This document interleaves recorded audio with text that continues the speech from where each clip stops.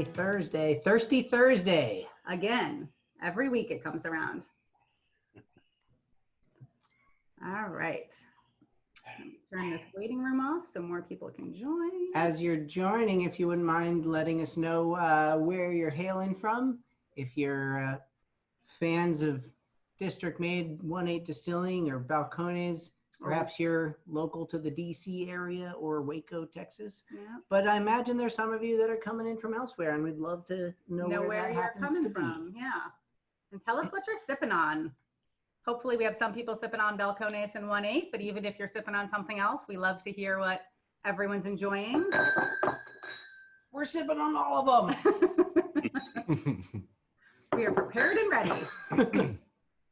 We got Dallas, Mesquite. Nice. And then let me start our poll here. And we're launching a poll too. So as you join, while we give people a couple of minutes to get here, if you could take our poll, we love to know where people are starting at the beginning of the night, if they already love the spirits we're talking about, if they're not sure, if they hate them, all that good stuff.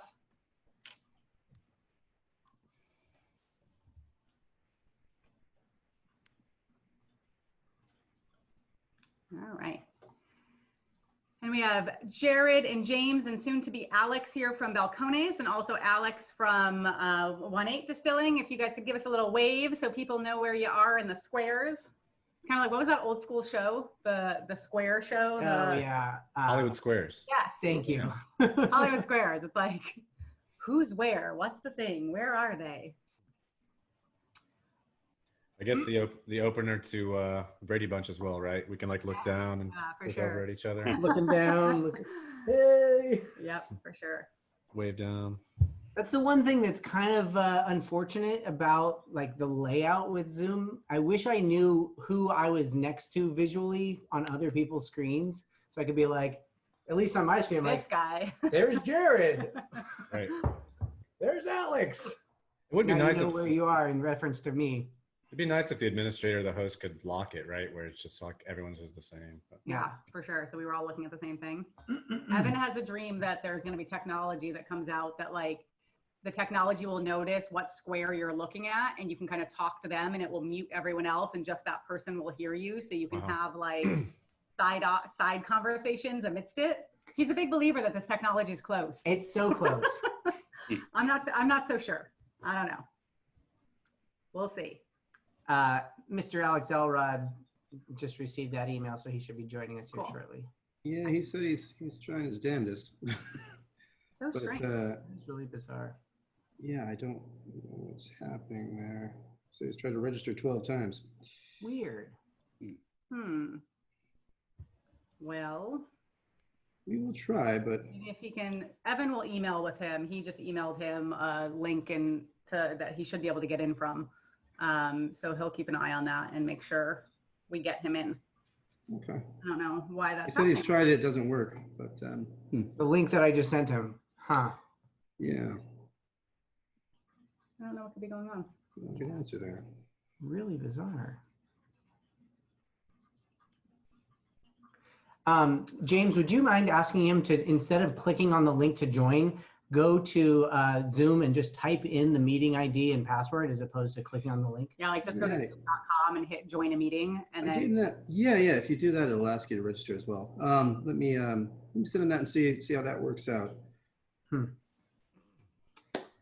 Yes, the joys of technology. For Thank sure. you, Jane. For sure. All right, let's see. We got a good kind of quorum going here. Cottonwood, Arizona. Fort Worth. Nashville. Love it, love it. Wonderful. All right. Well, let's get started. James, feel free to keep messaging Evan and I privately while we figure this out, and we'll kind of stay on it and tag team it a little bit. All right. Make sure Alex gets in here. We will work on that for sure. But thank you for joining us, everyone. We are so happy that you're here. As I said, we started a poll. So while people are joining and while you're getting here, we'd love it if you could take our poll and also let us know in the chat where you're joining from and what you're sipping on. So we asked them before, but Jared, James, Alex, if you could give us a wave so everyone knows where you are. So those are our makers and friends from Balcones and 1-8 Distilling. Balcones is in Texas, 1-8 Distilling in DC. So yeah, so if this is your first time joining us here at the Crafty Cask, we used to host popular in-person Meet the Maker series, but as our world kind of turned upside down, we decided to turn upside down with it and start doing these virtually. And honestly, they are so fun, and there's not a lot that it feels like we have to be grateful for these days, but these weekly virtual We really tastings look forward to them. are definitely one of the things we're grateful for. It's been really We had great. so much fun with you guys. Thanks so much for being here week in and week out. Yeah, we love when new people join us. So hopefully, I know we have a few new people here and we have some repeat people here as well. So now that you've registered and you joined this one, you can join any of the Thursday night events in the future. And so we'll always send you a reminder to let you know what topic we're talking about, who's joining us, what bottles to buy if you want to join in for a more immersive experience. So you're part of the community now. Yeah. And so we hope to have you back whenever you can make it. Next week, we've got Cabernet Sauvignon, California Cabs, as well as vodka. Yeah, we have two next week because we canceled one last week. So we have two next week, and actually we have three next week. On Saturday, we have a special Charbet Distillery pre-Father's Day kind of celebration. So we're going to be doing whiskey, vodka, and also doing a cocktail kind of making class. So we'll be doing 2 cocktails. So if you're still looking for something to make Dad feel special, what better way than to share an experience with him? Feel free to send him a bottle as well, of course. But yeah, so we'll be doing that. We'd love to have you for any of those. Yeah, absolutely. Yeah, and so we love these so much because it allows us to expose all of you to these amazing craft makers. And that's really what the sole mission of the Crafty Cask is. We are all about supporting and celebrating craft makers, helping teach them marketing, but also helping introduce them to all of you, our audience, and introduce them to each other and really build this community so that when you go to restaurants and bars, when we're allowed to do that again, you are asking for craft, you're asking for local, you're not just ordering a vodka soda, but you're saying, what craft vodkas do you have that I haven't tried before? And you're really supporting. What craft ryes do you have? Exactly. What craft bourbons do you have? Yeah, so expanding your palate, trying new things, figuring out, who you love and supporting them because, now more than ever, they need your support, but always they need your support. These big brands that, take up most of the space in restaurants and bars, unfortunately, they have big marketing budgets and they have big teams and they are doing just fine. And these smaller brands, they need your support. And it's nice to be able to find them, discover them, figure out who you love. And then when you figure out who you love, share them with your friends and family and get them to love them too. So that's really what that's our mission. About. Yeah. And so thanks for being along for the ride. If you didn't grab bottles in time for tonight's event, that's okay. Everyone is always welcome. So we'd love to hear what you're sipping on, even if it's not Balcones and 1-8 Distilling. But we will do our best during this event to make you super jealous of what we are sipping on with Balcones and 1-8 so that you want to buy some afterwards because these ryes and bourbons are pretty special. Yeah. And so we're excited to share them with you. So that's the way you can support the craft makers is really by, we'll be putting links in the chat all night. So if you want to go buy some bottles, that's the best way to support your craft makers. If you want to support us, we would love your support as well. We love doing these. And keeping them free for you because honestly, we'd rather you spend your money with the makers than with us. So we don't charge for these. But we'd love your support. Feel free to Venmo tip us and we'll throw that in the chat as well. Yeah, for sure. And with that, let's chat a little about rye and bourbon. Yeah. So, Suzanne has a pretty fun story that I don't want to totally steal her thunder from, but what's my story? It pertains to kind of the origins of bourbon, and it's funny because it ties closely also to the history of rye in our country. Which historically was what you got when you ordered whiskey prior to basically the revolution, right? Is that correct? I don't know. You're stealing my story, and now I'm like, what's my story? Oh, sorry. But actually, before we get into all the good content and the talking, should we do a little cheers? Actually, that's right. If you're not drinking yet, start drinking? Like I always feel like we need to do a cheers so people are like, yes, it's cool to drink. Yeah, that's true. Cheers, if everyone. we're not drinking yet, we should be drinking. Pour yourself something. We're going to start with 1-8 tonight. So if you have both of them and you want to kind of start with one before you move to the other, we are going to start with 1-8 tonight before we move into Balcones. Oh yeah, and that's a good point too. We're gonna go through the bourbon and the rye of 1/8, the district maids, and then we're gonna go through the bourbon and the rye from Balcones. And then at the end we can have, you know, Compare, the full contrast, pit see what the fighting differences are. duel.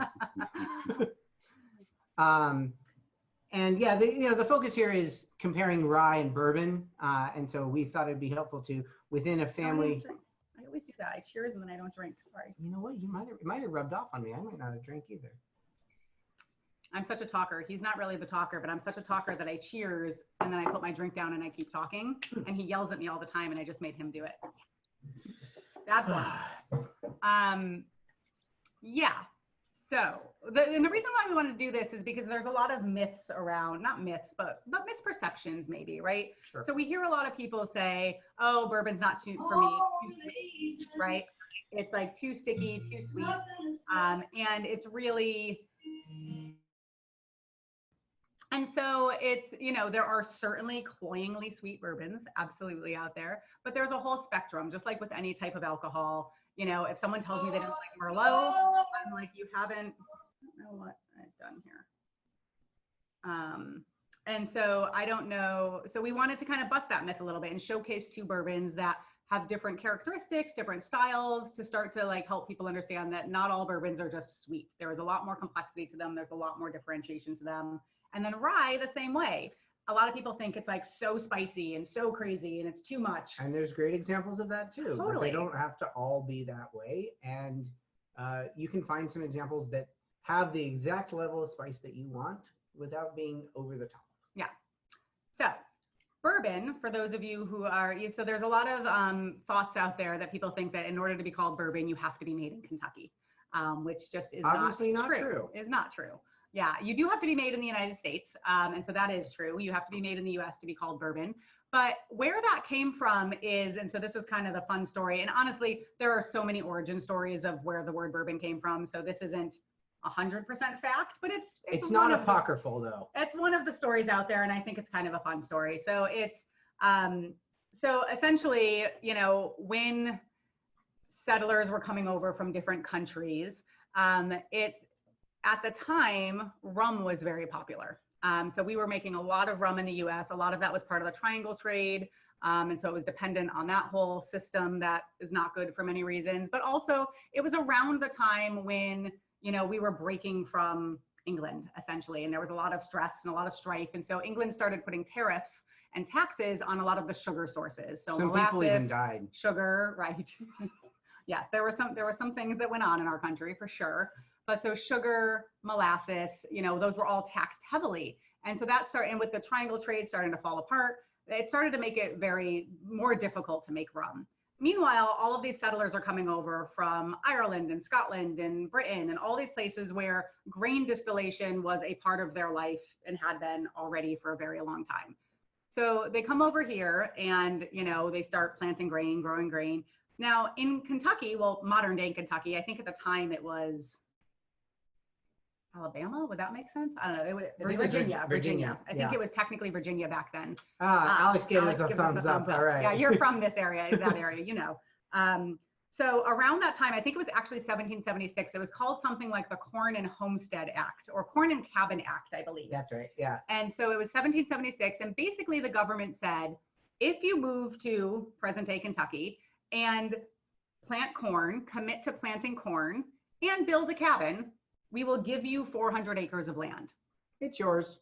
Now, those of us who live, us in San Francisco, where we have a 700 square foot apartment and like can barely, like, that's crazy, right? That they're just like, if you plant corn and if you build a house, here's 400 acres. So corn plantation became very popular in that area. And then Kentucky is also really known for the blue limestone. Is that what it's called? Blue limestone. Alex. Bluegrass. Well, the bluegrass that Kentucky is known for is a big part of the reason that grass grows and does well there is because of the fertility of the land and the limestone that the water that feeds these, you know, bluegrass fields filters through and clarifies it. And Alex, I know, has some fun information about that, but for sure. And so what happens when the water runs? So a lot of people say Kentucky has some of the best water in the world, the tap water and all that. But what it is that filtration that's natural there kind of makes their water sweeter. and it naturally is kind of sweet, just the water itself. And so that with all the corn, so they started making whiskey, and lots of places were making whiskey. So this wasn't any different, but they were all making whiskey. They were making it out of corn. They started to kind of send their barrels to different parts of the region, different parts of the area. And these were made in Bourbon County. And so we call it Bourbon Country today, but it is actually Bourbon County. And so when these barrels would leave to go to different parts of the town, it would have stamped on it Bourbon County, just to say where it came from. And so people just noticed and started to notice that, like, wow, this tastes a little different than my whiskey. Give me some of that whiskey from Bourbon County. Give me some of that bourbon whiskey, Bourbon County whiskey. Tasted sweeter because of the water, because of the corn, because of all of these different elements. And so that's kind of one of the stories of where bourbon became its own class of whiskey in itself and how it really became popular. And in that time frame, bourbon kind of eclipsed rye, which, rye was being grown heavily in the New England part of the country. I think rye whiskey was being made much before bourbon. Oh, yeah. I think, yeah. Yeah. And then after Prohibition, for one reason or another, and there might be some insight that Balcones or 1-8 can share with us, bourbon rebounded, and rye didn't really come back onto the scene until recently. Yeah. And it's been really exciting, I think, to see the quality and the level of rye in just the last 10 years that you're beginning to find, because it was something that was hard to find, period, let alone good quality examples of it. And so that's part of the fun of the kind of bourbon rye showdown that we're playfully kind of talking about tonight, because it has been, rye was really popular for a while, and then bourbon took over, and now rye is having a resurgence. So it is a fun little subcategory of whiskey where they're very different and they're very unique. Mm-hmm. And, they kind of keep battling each other for who's more popular. And it's just kind of fun to explore them with that context in mind, for sure. And we feel that both deserve a place in your for sure home bar. So yeah, here we are. Alex, Jared, Alex, James, anyone want to add to the general kind of bourbon rye lore or history, or tell us that everything we're saying, we're totally full of shit? Hopefully not. I mean, it's fine. I think you're all muted, so just unmute yourself, because I had to mute everyone there for a minute. As far as that it? That spacebar trick is new to me, so I learned something. Cool. Hey, all right. I expected to learn something maybe about whiskey, but I learned something about Zoom. I'm teaching you about something about whiskey. I didn't know about raising the hand. So many new things tonight. Cool. But yeah, the history stuff, it's really fun that we have people like Chuck Cowdery and Fred Minnick and people that are doing some of that work. But maybe it's a Gen X thing, but that's never been the most appealing part about all this for me. So sure. I couldn't fact check anything you said. I have to agree with you because I don't know any better. So. Love it. We'll take it. Woo! I love geeking out on the science things, and the thing about the Kentucky limestone is the water is very soft. It's, how you talk about the hardness of the water. The water is very soft, and the mineral content really does make for special bourbon in some ways. Definitely. We don't have that here in DC. I can't speak to Waco. Chesapeake Bay water isn't quite the same. I have a joke that doesn't always work. It most of the time it falls flat when I'm doing a tour. Part of it's maybe my delivery and my affect, but people talk about the Kentucky water a lot. And when we're having people around at the distillery, I love to tell them Balcones is named after the fault line that runs, pretty much cuts Texas right in half. I-35 is right on it. And there's limestone cliffs everywhere. So Balcones is the Spanish word for balcony, and a lot of places on the fault line, if you're standing on one side, you're looking down on the other side.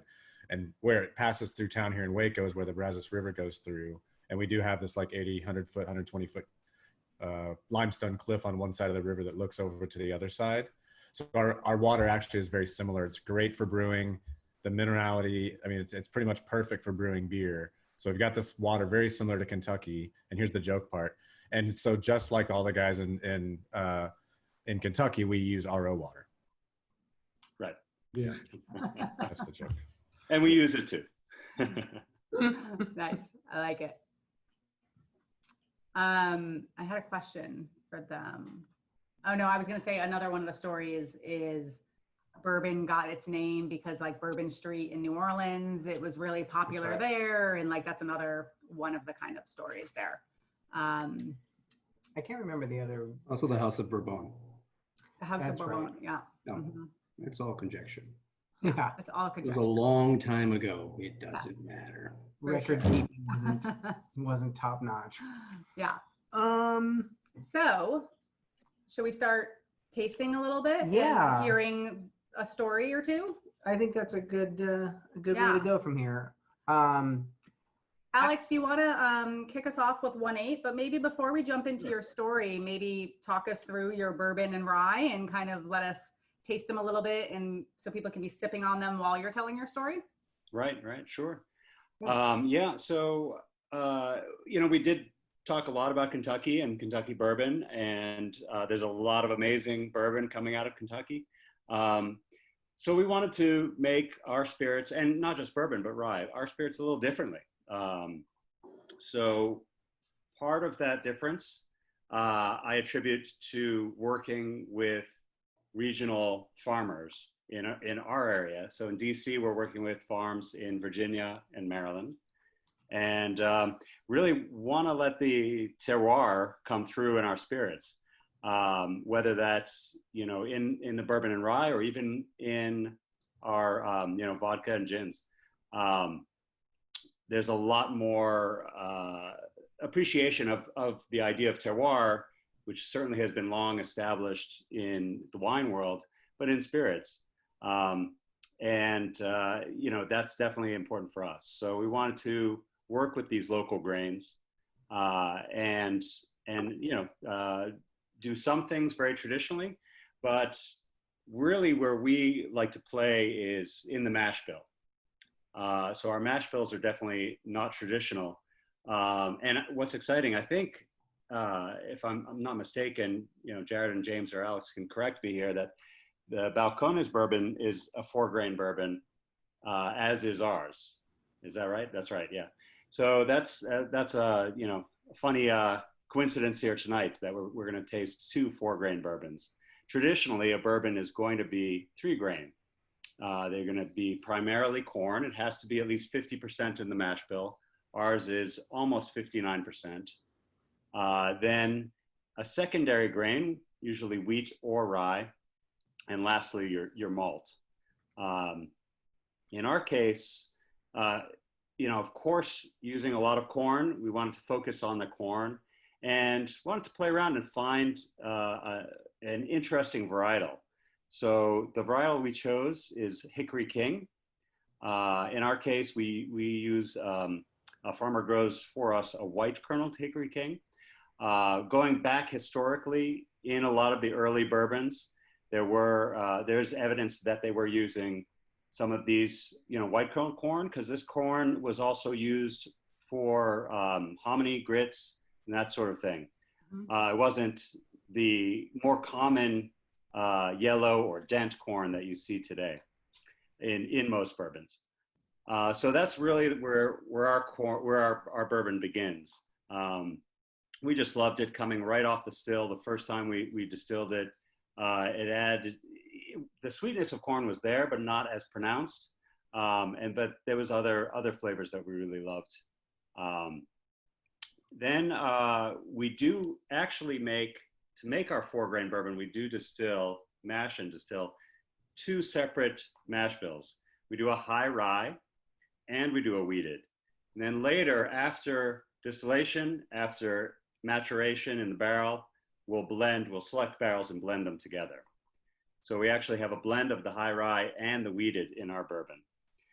Both of the mash bills have the same proportions of secondary grain and malt. So 59% almost is the corn, about 18% is the malt, and then almost 24% is the secondary grain. So in the case of the wheated, we use a variety of wheat called Redeemer, and then we use, the malt is from a malt house down in Asheville, North Carolina called Riverbend. So in the wheated bourbon, it's the wheat and then malted barley, relatively traditional, just a little bit high on the malt content and a little bit more of that wheat. And then in the high rye bourbon, instead of the wheat, it's the rye grown for us in Virginia, a varietal called a Abruzzi rye. And then instead of using malted barley in that mash bill, we use malted rye. So we definitely double down on the rye in that mash bill of the bourbon. Down the road, we certainly hope to release individual barrels or small batches of one or the other mash bill. But right now, it's a blend of both that we really love. My distiller that works with me, Stephen, it's just Stephen and I in the production side. We're a small distillery. And when we were first releasing the bourbon, now it's been about 2.5 years ago, I guess, we weren't sure which one we wanted to release first. And then he just had it in his head, let's try blending them. And that's where it's been ever since. So we really love that combination and the complexity that you get from both mash bills. For people who don't know, and I can always use a refresher, can you explain a little bit about what the value of malting grains is versus using the grains straight without malting? Like what that does for kind of flavors and profiles? Absolutely. So malting process, if you're not familiar, is, and I don't malt. We get all our malts from this small malt house called Riverbend. They're great folks doing a great thing. But what you do is you're taking your grain, and really you can start with any grain. Of course, traditionally it's barley, but you can, and we have used malted wheat, malted rye. I've known people that are doing malted corn, all kinds of things. So all these grains are seeds. They have their energy that they need to grow stored as starch. And when they start to grow, they need to break down that starch into sugar. And that's the sugar that they'll burn for energy to grow. So in the malting process, first you soak the grain, let it germinate, start to grow. It is actually making this enzyme called an amylase. And the amylase is what breaks down its own starch into sugar. So we need the malt. Oh, and then the next step is to dry the malt out. Often it's done in a kiln. Traditionally in some parts of Scotland, of course, they're burning peats to give it that smoky character. But often it's in a gas-fired kiln. So that preserves the amylase. It's also already much sweeter, just like, we enjoy a malted milk ball or whatever. That they're already naturally sweet because the starch has been converted into sugars. So we need the malt because that amylase is still active and it will continue to break down the starch in the rest of our grain into sugars.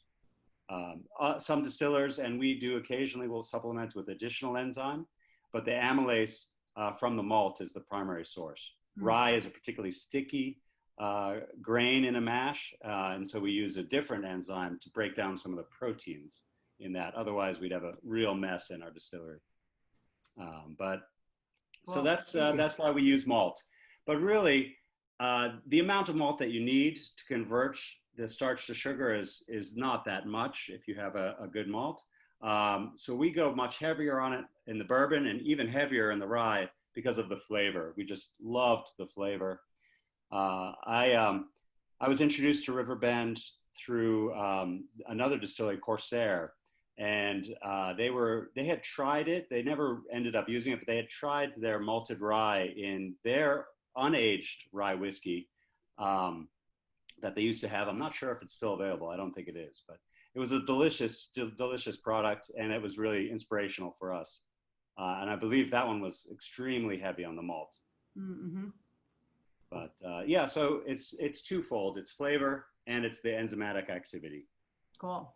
Thank you. That's Sure. always helpful. I feel like I've heard explanations of malting a million times, and it's just always there. It's complex, and there's a lot going on there. So it's helpful to hear. I've never really, for some reason, ever drawn a connection between like a malt ice cream shake or malted like Whoppers. Yeah. Yep. And that component of that's the connection. Right. That Yeah. is a similar kind of thing. When we're feeding the malt into our mill, it is just lovely. And usually it's relatively early in the morning, and I could use a snack, and I'll just grab a handful, eat it like granola. It's delicious. Yeah. That's cool. do you want to do a little, we'd love to hear if anyone's sipping on 1.8, what they're thinking. And I always like to put you with your sommelier palette on the spot. Always. And like, just, I don't know, tell us kind of what you're getting from these and what stands out to you. So I guess, you know, when I'm tasting anything, but in a side-by-side kind of way, I, of course, and I think probably a lot of people do this, gravitate towards delineating them against one another, which I guess why this is a showdown. Exactly. But, you know, it's something that I didn't expect to find, is that on the nose, the district made rye, it kind of masks the spice that I find on the palate. It definitely, you know, it's got the heat, so you expect it to get you, but it's it's got this like kind of vanillin and it's more baking spices, I guess, that I get off the nose on the rye. And I don't really know why I'm starting there, but I guess it's primarily because it struck me that it wasn't more of the like, I don't want to say abrasive, but like more powerful spice characteristics that you might get that are akin to pepper and like bark and roots and things of that nature. It's a softer nose, but then it's fun because once it's in your mouth, you're like, oh wait, hello. It kind of wakes you up.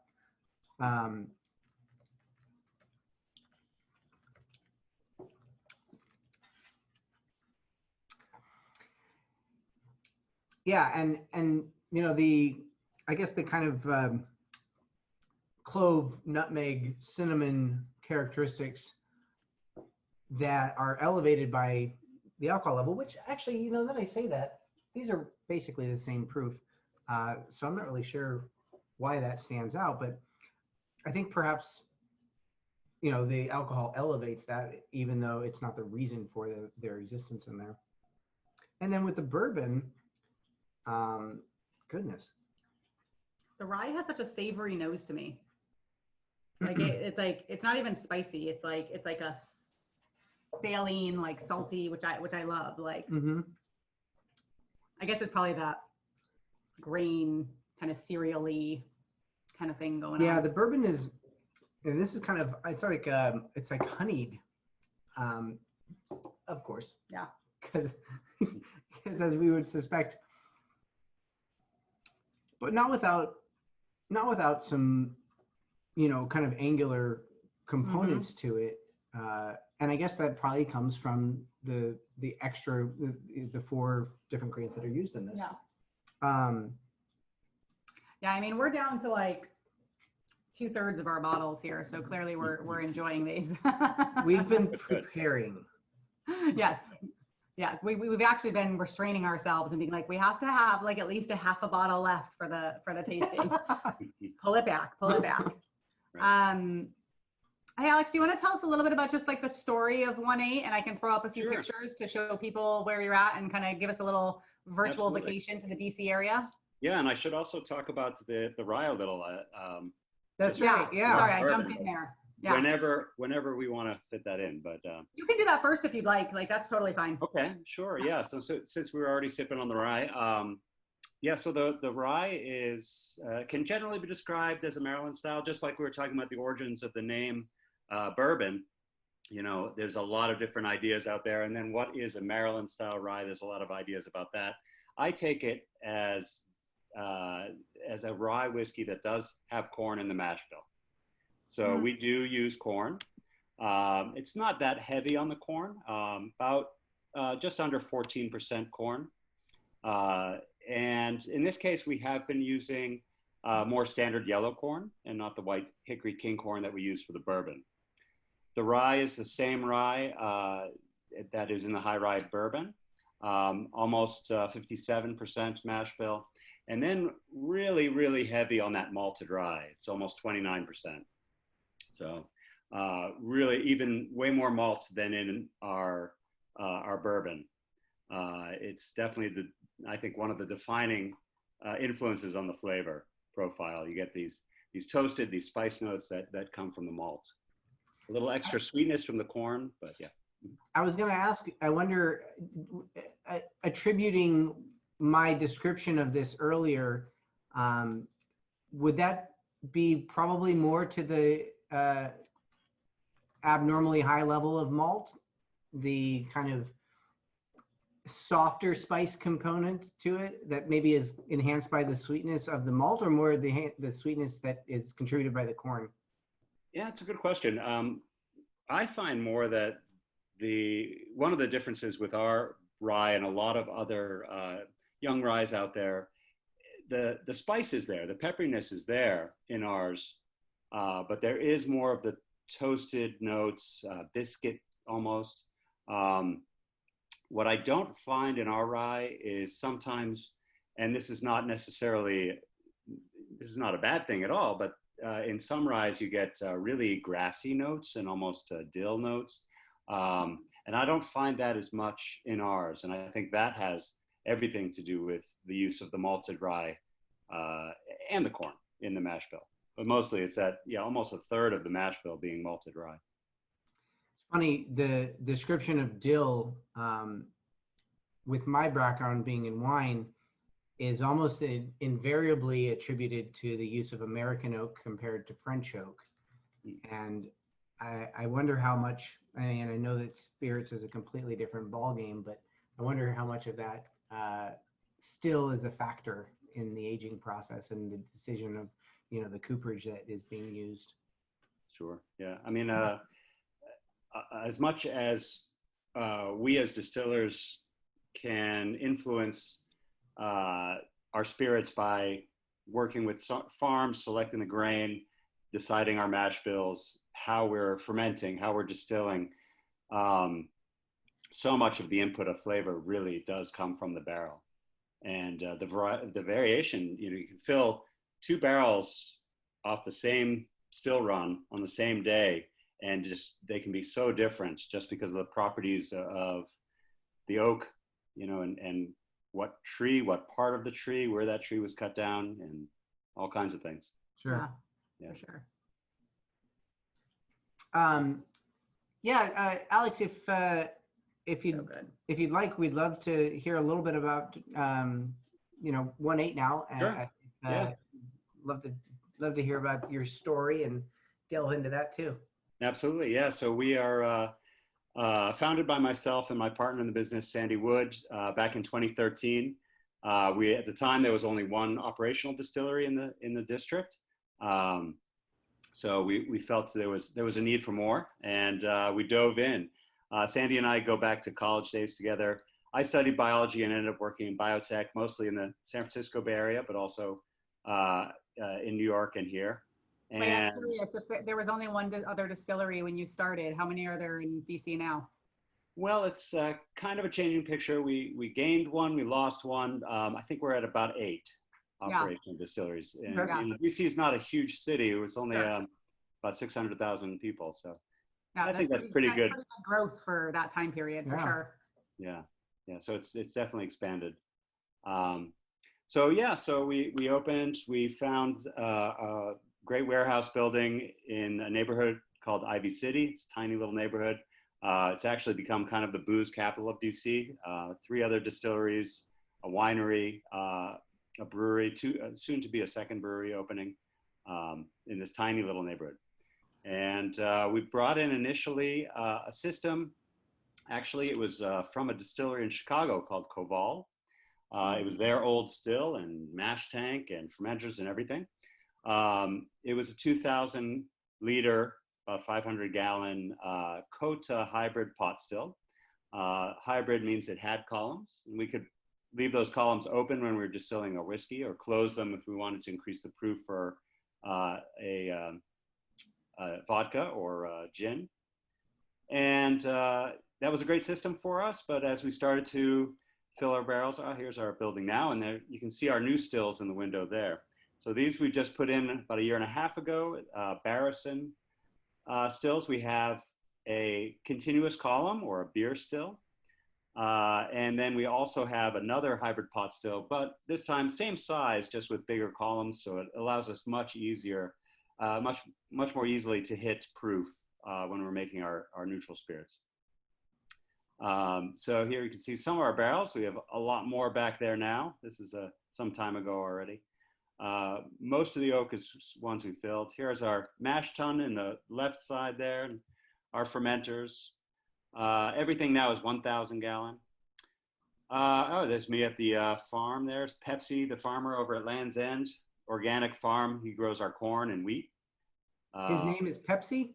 Yeah, I don't know if he has any other name. Yeah, you can see the whole of the farm there. It's a beautiful spot. Peninsula on the Chester River that feeds the bay, Chesapeake Bay. And yeah, gorgeous spot. So it was a couple years ago. Look forward to the harvest this year once I start distilling again. So yeah, I mean, the distillery it's been fun for us.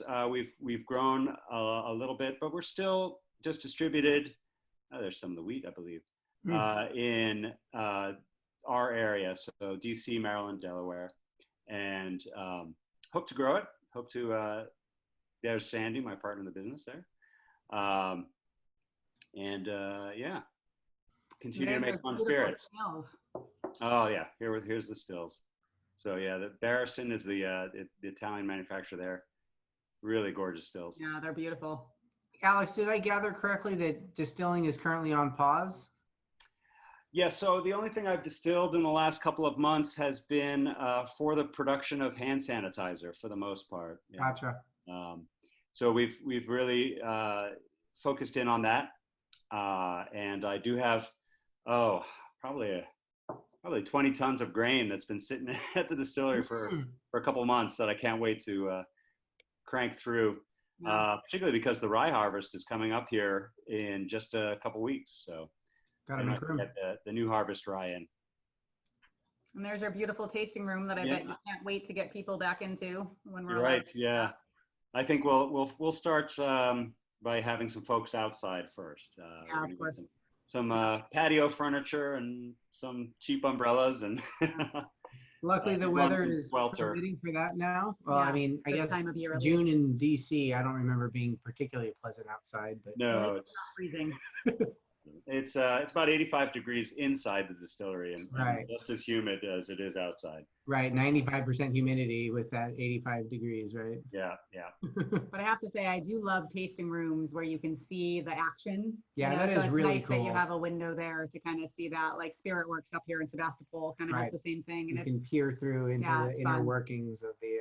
Are you guys able to do cocktails and things there as well? Absolutely, yeah. That's one great thing about operating a distillery in DC is DC is kind of like the Wild West when it comes to some of the alcohol laws.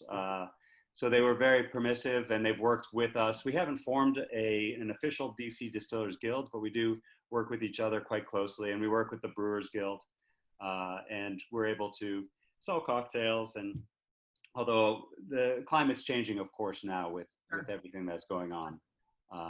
But the government's been pretty cooperative. That's great. Yeah, I mean, California is just starting to open up, but it has been so restrictive here where it's like they couldn't even sell bottles directly to consumers for a long time. It's still a little dicey. Like cocktails weren't allowed for a long time. So that makes a big difference. If people can actually if there's something to hang out in your tasting room for versus just transactional and just walk in and walk out again. Right. Yeah, it's nice. Yeah, especially with some spirits, whiskey is fine. Generally, people are used to sipping on its own. Sure. But other spirits, you want to learn maybe how to make a cocktail focuses on it. Well, there's our bourbon bottle. So you can see the map of DC through the window. Yeah, that's really fun. And it's fun that it's like a cutout with the glass kind of peeking right through there. Oh, how cool is that? Yeah. Yeah. We rebranded a couple of years in. We had different names for our spirits. It used to be called Rock Creek Bourbon and Rock Creek Rye. And our gin was Ivy City, and it had that map screen printed on the bottle. And we love that map element so much, we included it on the labels of all our district-made bottles now. Yeah, that's great. It's really fun. Can't recommend rebranding. That was a painful process.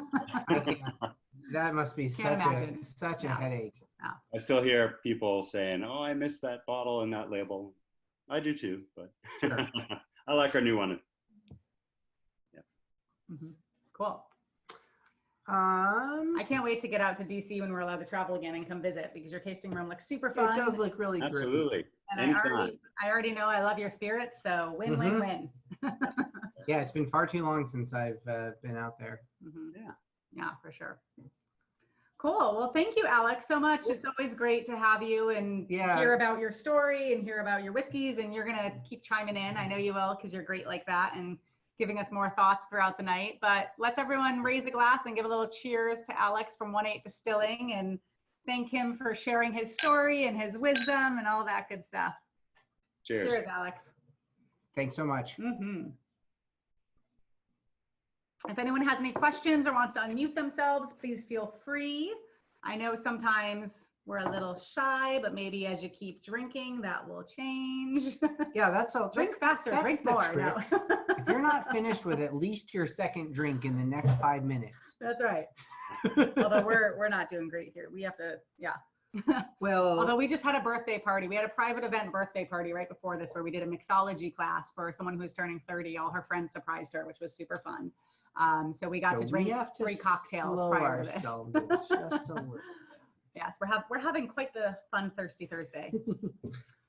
On that note, we're going to continue with the fun and shift over to Balcones in Texas. We're super excited to have all of you guys here. Jared, Alex, James, if you guys want to unmute yourself, I don't know who wants to jump in, but maybe we can do the same thing with you guys, is tell us a little bit about your delicious spirits that we're sipping on first, and then kind of jump into your story and origin and all that good stuff, because I know you guys have a great story as well. Yeah. I don't know what James and Alex do a lot more public speaking than me. They might make sure, so you guys keep tabs on me. I'll forget to say things that we're supposed to say about certain things. But go rogue. We love it. It's interesting that you use 2 mash bills. Ours is actually 4 currently, even though it's a 4 grain, but there's also 4 different recipes, and all that was completely accidental. But so we started with a lot of blue corn whiskey in the early days. It's a lot of what we were known for. Our baby blue was the first available on the market whiskey made in Texas ever. I have to say, the baby blue is how I first found you guys. I think I was at a bar and I wanted to have an old fashioned, and I was asking the bartender, like I always do, what's a good craft? Like, I don't want your typical stuff in my old fashioned. What's a good craft one? And he was like, I love this baby blue in this old fashioned. And he made me an old fashioned with it. And I was just like, what is this whiskey? It is so good. She talked about it for like weeks. I did. And then I went and found the Rumble, because I was like, what is this? Like that was my entree, was the baby blue. So that was really fun. Yeah, it's a nice time to be in whiskey. We're finally okay with people showcasing the raw ingredients and not just a lot of oak. Yeah. Which was the whole point with baby. We'll get into story later, but being primarily single malt fans, it basically started as a question in the office: is corn just inherently rougher and therefore needs to be covered up with a bunch of wood and specialty grain to give it some character? Is it just sweetness? I mean, is that, or if you pick better corn and you treat it a little more subtly, which corn already has to be in used cooperage, which is more delicate and it's going to be less aggressive wood contribution than virgin oak anyway. So we went down the rabbit hole with the blue corn, which really just started with a, random question in the office while we were trying to get going to make malt, which was the whole point of the distillery. But so making blue corn all those years, at some point, probably, I think this was around 2012 or 2013, we had kind of intentionally avoided a lot of the obvious things people do when they're starting an American distillery. We committed pretty early to not make things we don't drink and enjoy. I don't know how you could possibly know if your gin was any good if you're not a gin drinker. So we didn't start with anything white for fundraising or any of that stuff. We just kind of buckled down and decided we're just going to lay down whiskey, and when it's ready, and we'll start selling that. We'll cross our fingers and hope the initial investments last that long, which it didn't, but that's another story. So at some point we decided there's no max on the corn in bourbon. There's just the minimum, and we're already laying down this 100% blue corn spirit all the time. Why not get a few virgin oak casks and throw it in there? So I think we started doing that about 2012 or 2013. just to see. And then mid 2014, let's see, this is about mid to late 2015, we were commissioning to move into our new building, which we had already had as barrel storage, but we were moving production to the 4-story building where our brick building where our barrels were stored. And while we were working on heading over there, we'd always knew we wanted to get around to making some bourbon recipes and rye. So we did a little bit of playing with those last 4 to 6 months at our old location. We knew we were going to be able to make so much more once we moved in, that the capacity we were kind of wasting on research wasn't really going to be a big deal. We'd make it up in a week, you know? So we started laying down a high rye recipe and a wheated recipe. And similar to what Alex was talking about, we've ended up with a pretty high malt percentage on the wheated. We started with a pretty typical 5 to 6, doubled that to a 12, added another, doubled again, another 50% to get up to 18. So we're at the exact same spot. And we're single malt lovers. So some of the fruit that you get from that and kind of the beeswax honeyed stuff that I feel like a malted barley brings to the table, especially with the wheated, we just loved that combo.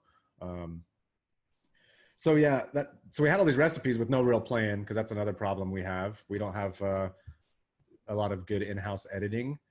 We kind of run, if somebody has a weird idea and there's time in the production schedule to do it, we do it. So we laid all these things down with not having any real clue on what we were going to do with them. I affectionately call that being a multi-passionate entrepreneur. That's what Is that trademarked? Is that? That's what I say about myself. I'm like, I'm running in 18 different directions. Put some more irons in the fire. Yeah. Can't hurt. I'm not ADD. It's really not that. I mean, I don't have any of the classic signs. But we tend to not put a whole lot of breakers on. But that's kind of the background of why we even had bourbon barrels in the warehouse with kind of nowhere to go or no plan on where they were going. And then I remember we had, and maybe Alex Elrod can speak to this, but we had for me, it was kind of a gut wrenching meeting at the end of 18. Yep. It was like December 2018. And it was an odd question that was put to some of our salespeople and people out there, like, you know, on the ground. And I don't remember who asked the question, but somebody asked, if somebody's not drinking our stuff, like, what are the barriers? What are the things that keep people from being someone who buys and drinks our whiskeys? And anyway, we kind of had this powwow, and a couple of things stood out. At the time, almost everything we made, except the first 2 things we made, which was Baby and Rumble, were the only things we had under 100 proof. Up until then, we had mostly danced around. We had corn whiskeys, we had single malt, we did rum, we had Rumble, which is whatever the hell Rumble is. We'd kind of stayed out of rye and bourbon. And those are the parts of the shelf that are crowded. And maybe we are a little bit unhealthily iconoclastic, but we just, even loving those categories, it just felt like creatively, like, why go do that? There's a million great examples. There's a lot of people doing that. And of course, that's the first thing you do, is go make a bourbon and a rye if you're an American distillery. Mm-hmm. So we kind of resisted that, just because it's like, that's what everyone does, or that's what you're supposed to do. Well, that's a good way to get me to not do it. True Texan. Yeah. But so proof came up, listening to guys like Alex, who at least on my screen is below me with the cowboy hat on, hearing people go, yeah, you know, people are used to 40, sometimes even 43% stuff. And to have our easiest, most approachable stuff be 46, 47, and then everything else is 50 plus, that sometimes that was a turnoff. Not having a bourbon, I had experienced it, whether it's, you know, Whiskey Live in Chicago or whatever it is, you're there and someone walks up and they go, let me try your bourbon. Oh, we don't have one. And sometimes they give you the extra 3 seconds it takes to suggest something else, but sometimes they're already gone. And lastly, price. Anybody who buys craft spirits knows there's the economies of scale, and the guys in Kentucky and Tennessee and Scotland can do this a lot cheaper than any of us can. So we kind of had this weird heart to heart, and asked ourselves, if we go back to all this aging bourbon stock we have, can we come up with a blend of those bills that we can kind of check all those? Can we kill all 3 of those birds with one stone? Come up with something that can fit into a category that's familiar, with a proof that's more approachable than our usual 100 plus. And then we had to look to the money guys and say, if this is something that we decide to take a little bit of hit on price wise, just so we can finally get something out there that's affordable to somebody who's not, you know, a whiskey nerd. We spent a few months working on blends, and I kind of went and mocked some stuff up and came back to everybody blind, and they didn't know that they were tasting something I was working on. And I had Weller 12 and I had some other Texas bourbons in the mix, and we had a little powwow where everybody checked it out blind, not knowing it was something had made out of our bills. And everybody but me liked it the best in that blind lineup. I still picked Weller 12 over ours, but you know, anyway, I have a friend who I was a social worker in a previous life, and I have a buddy who's him and his wife are both social workers. And I was at his house after they had their first kid, and he had a bunch of our bottles there. And we use a lot of volunteers when we have big events. You know, we'll have a big release party, and there might be 500-600 people in the parking lot and bands and all that stuff. And him and his wife, sometimes both of them, but he always comes and volunteers. And I was over at his house. I was like, man, you really got, they're paying social workers better than I remember, joking. And he was like, no, all of those bottles are bottles I got when I volunteered at events. And it dawned on me that he'd never bought any. And he's a huge supporter. He's a good friend. Anyway, this product kind of tied into that idea. Nobody ever sits out to like, hey, we're going to make this thing exclusive. It's going to be prohibitively expensive. It's going to be unapproachable. That's not the goal. We're just all small, and we've got to do what we've got to do. And we're using better ingredients. We're using more intensive processes, and the labor is more per barrel. But when you're friends, when you have neighbors and you have friends and family who don't buy your stuff because to them, even a $29.99 bourbon is expensive. Wow. That's frustrating. And it kind of goes counter on some level to what you're hoping to do when you start a distillery. So it's not like we're being philanthropic or anything. I mean, we still make money on these bottles, but we made an intentional decision to have a few things in our lineup be much lower margins than the usual stuff, just because that was, yeah. Well, and it's important to have entry points, right? It's important to have a way to get people who aren't willing to take the risk on a $50 bottle in, and then to fall in love, and then kind of help them discover more of it, you know? And so there is that, it's important. And, you know, that's one of the things at the Crafty Cask, like we're always trying to educate consumers and help them understand, like, yes, craft is a little more expensive, but, you know, there's a reason for that. And you're supporting people, and you're, you know, and also these are not the types of spirits that you're dumping into Coca-Cola to have like a whiskey and Coke, right? I mean, you can certainly, if you want to do that, but like they're beautiful expressions that you want to sip and savor. So this is going to last me 45 minutes. Whereas like, if I just have like a cheap whiskey and I have a rum and Coke, that's going to last me 15 minutes, you know? And so it's this whole like difference of enjoyment too. You know, it's funny too, with regard to like the price point barrier for entry, because there's a ton of whiskeys out there that are astronomically expensive and very rare, you know, hard to find. And it seems bizarre to me that people are willing to drop like, I mean, geez, 10 grand is not a challenge if you go out and look for it, for what is, you know, in most cases, almost invariably something that they've never had before. Oh yeah. It just baffles me that, because you could get cases upon cases of something that is, in my opinion, now, I mean, you've had the whole lineup of Pappy's, right? Yeah. Which is, for those of you who don't know, which is like one of the most heralded domestic whiskeys out there. Incredibly expensive. And I mean, I've had my fair share of delicious single malt aged scotches, but damn, it's really hard to say that I can justify paying, you know, $50 for a dram of anything. Honestly, like, it's an experience, but you want to try it once, but like, yeah, I'd kind of rather have a bottle for $50. I mean, I'd rather have Right. 20 bottles for like that amount of money, you know? Yeah. I was gonna remark on your, well, two things. I've had a few things that are pretty expensive, and every once in a while it's like, oh man. But Yeah, but part of the appeal for some of those experiences for me have been like some of the silent distilleries in Scotland. Like this is gone, when this is gone, it's gone. Sure.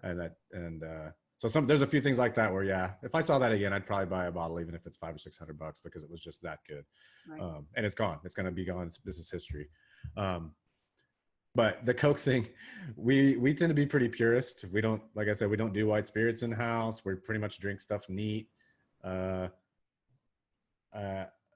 we had to be realistic with this one, and so we actually do every once in a while when we're doing blending, which me and my partner Gabe that do all the blending together. We do usually put it on ice. We don't really drink whiskey on ice very often, and we've actually started putting it on Coke just to see if it totally just jacks it up or if it works. Just because like that's probably where it's going to end up for at least a few people. So that's Sure, of no course. harm, no foul. Because I've had some stuff that you throw it on Coke and it's just like, yeah, well, why did this turn into a burnt shoe? But anyway, that's a funny. Sure. So tell us what we're tasting in this bourbon. Tell us what kind of your philosophy, your your philosophy approach. on this bourbon. Yeah. Up until this is our first, I think this is the first release we had that is multi-grain mash bill. We did our blue corn whiskeys that were single. Obviously, we did single malt, which is single. We had the rye out, which was just rye. All of those are 100% one grain. And so this is kind of a hybrid of all the things we already did that are already familiar. So the corn portion varies by bill, and honestly, the blend varies batch to batch. The proportions of those 4 different recipes could vary quite a bit. Like say you're trying to balance sweetness and tannin, depending on the age of the components. Maybe the tannin this time is over here in the blue corn barrels, and last time it was in the wheaters. It just depends where you grab the things you need to finish up a blend. So it's the Texas blue corn that we do all our corn whiskeys with. The wheat is grown up near Denton. It's Texas. It's a Denton variety that's related to a very early Turkish red winter wheat that was brought over to Denton, which is a huge wheat growing area historically. The rye is Elbin rye, which is also another Texas kind of heirloom variety. Started being used, I think, in the 20s or 30s. I might have that wrong, but it's mostly used for ground cover around here. When we started telling farmers we wanted to buy it, and they didn't, that we'd pay them for something they usually just plow under. They're like, yeah, we'll do that. Yeah, we'll sell it to you. Delighted, I'm sure. Do what? Delighted, I'm sure. Yeah. And then the malt portion, we are growing malt in Texas, but Texas is very resistant to growing malt. So that's a whole other story. We've traditionally used Golden Promise, which is a pretty traditional Scottish malted barley variety. So it's those 4 grains that we already make other products with those by themselves. So it was kind of a no-brainer to at least keep the building blocks the same because we were familiar with them. But yeah. Cool. That's great. It's interesting. Your rye, I get so much coffee on the nose on your rye. Like it's funny. It's almost like very much so. So we've been taking our coffee grounds lately and putting them in our plants. And so I've been smelling more coffee grounds lately than I normally do because I'm like hands deep in them. And it like, as soon as I took a sniff, I was like, oh, that's like the coffee ground. And it's interesting because I don't typically feel like I pick up coffee and rye, and I really enjoy it. And it's not just on the nose. I feel like I get some of that in the lingering aftertaste in the finish there. Yeah, it's pretty fun. Not so much while it's in my mouth, but it's there after the fact too. Yeah, it's really fun. Yeah, I don't know, James, if you or Alex want to jump in and toss around some banter. Yeah, or if anyone wants to tell kind of a Balcones story a little bit too. I usually like to say that Pot Still Bourbon, giant sign next to me. It's kind of an amalgamation of all things Balcones.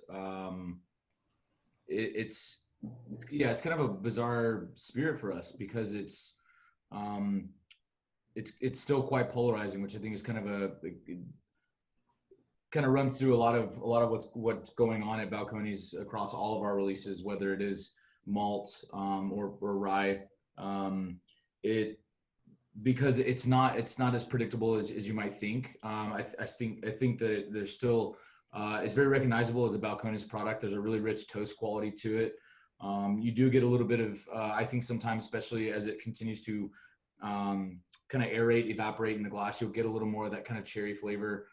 cherry nuances, sometimes kind of like cobbler qualities that you might see in some other bourbons. But it's still much more on the savory perspective. And the fact that we're, running our distillation through double copper pot stills, you're having much more of a viscous, rich, overwhelming flavor profile. So it's not quite as delicate as Kentucky bourbons. So it still stands up as being this kind of really big brash spirit in the glass. And to a lot of traditional bourbon drinkers, it's kind of overwhelming, especially if you're not used to drinking big malt profiles, specifically Scotch and now a lot of American single malts, similar to us. That overwhelming kind of toast profile, richness, oily component is quite polarizing. So it's a fun spirit. It does still work pretty well in cocktails because of the higher proof and the viscosity. But like Jared said, for the most part, we're mostly drinking neat. So it's fun to have this at a higher proof because it still stands up in a glass. For sure. I think to that point with cocktails too, which is kind of cool. And that's my background. I did 20 years of San Francisco bars, managing and creating cocktails before I moved over to the supply side. And even, Jared sort of talking about, being in Coca-Cola to see if it stands up is kind of something that we used to do in cocktails too, to see if it showed up in a cocktail instead of just being bourbon for bourbon's sake or rye for rye's sake. And all of these are so highly aromatized and they're so unique, they're so robust, and they're so different almost in their own lane that you can create cocktails around them. The rye is just big waves of baker's chocolate, coffee grounds, leather tobacco, spices, red chilies, and it runs on a thread. And again, the more that they open up in a glass, the more powerful they become, the more they fill up a room. But in cocktails, they can completely control the cocktail. And then you sort of need less mixer to kind of go with it. But they really are the showpiece in there. And I think that's what's really incredible about the line. They always show up in cocktails too. Yeah. Which I think is really interesting. I'll switch gears to the rye because again, I enjoy cocktails when we have them or when we're somewhere that can really specializes, of course, in cocktails.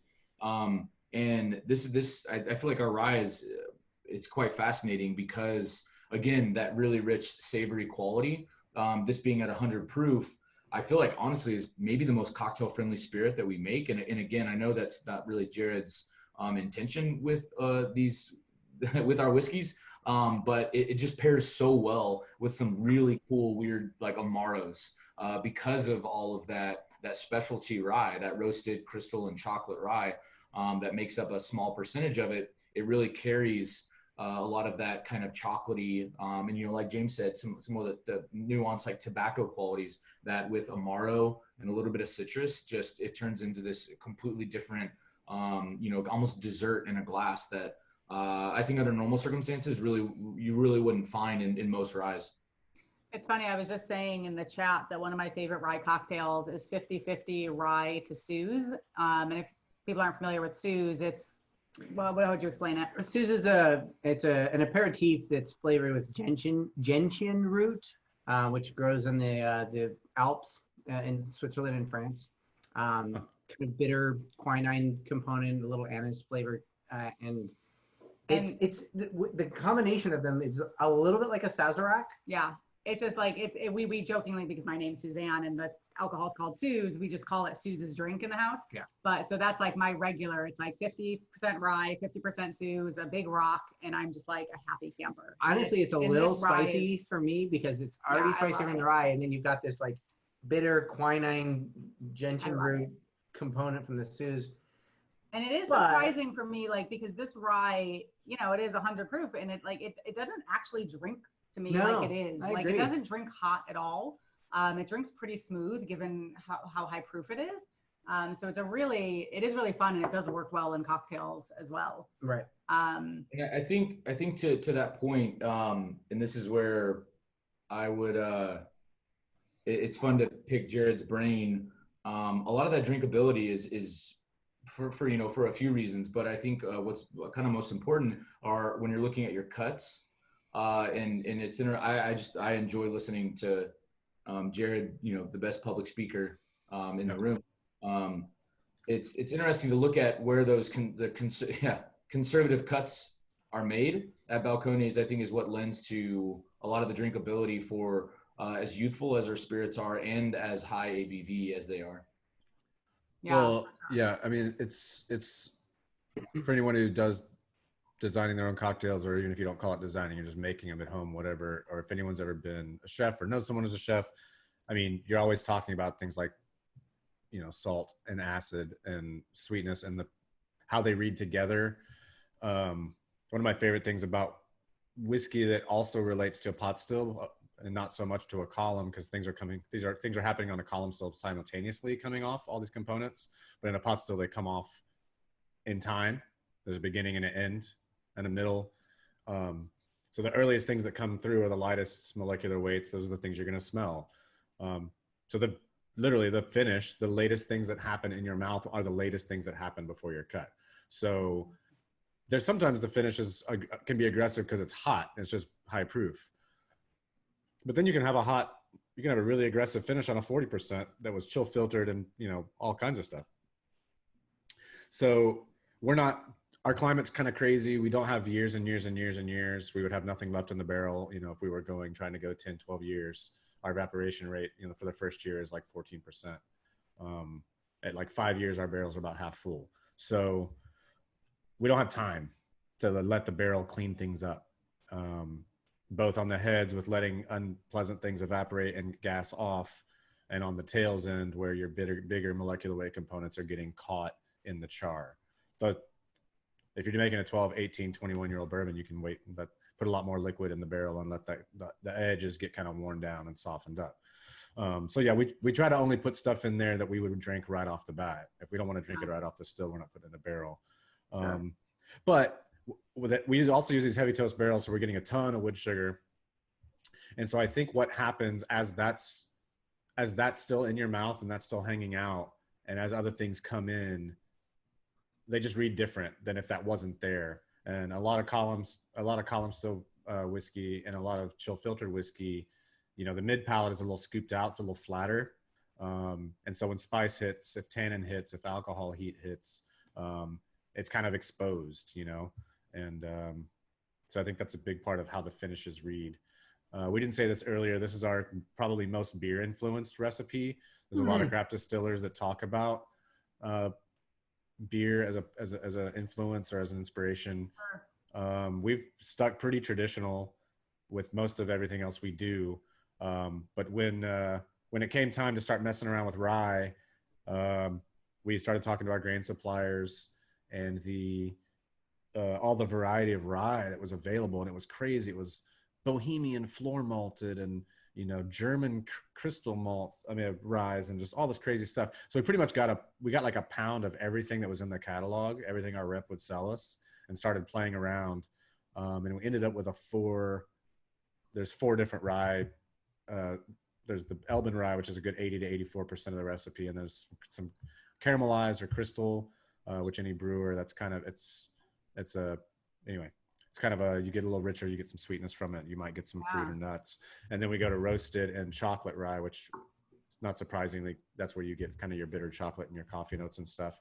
So yeah, if this was a beer, it's 100% rye, so it wouldn't be a beer. But if it was a beer, this is pretty much an imperial stout recipe where, it's coming off a little bit over 9% in the wash. It's very, very dark brown.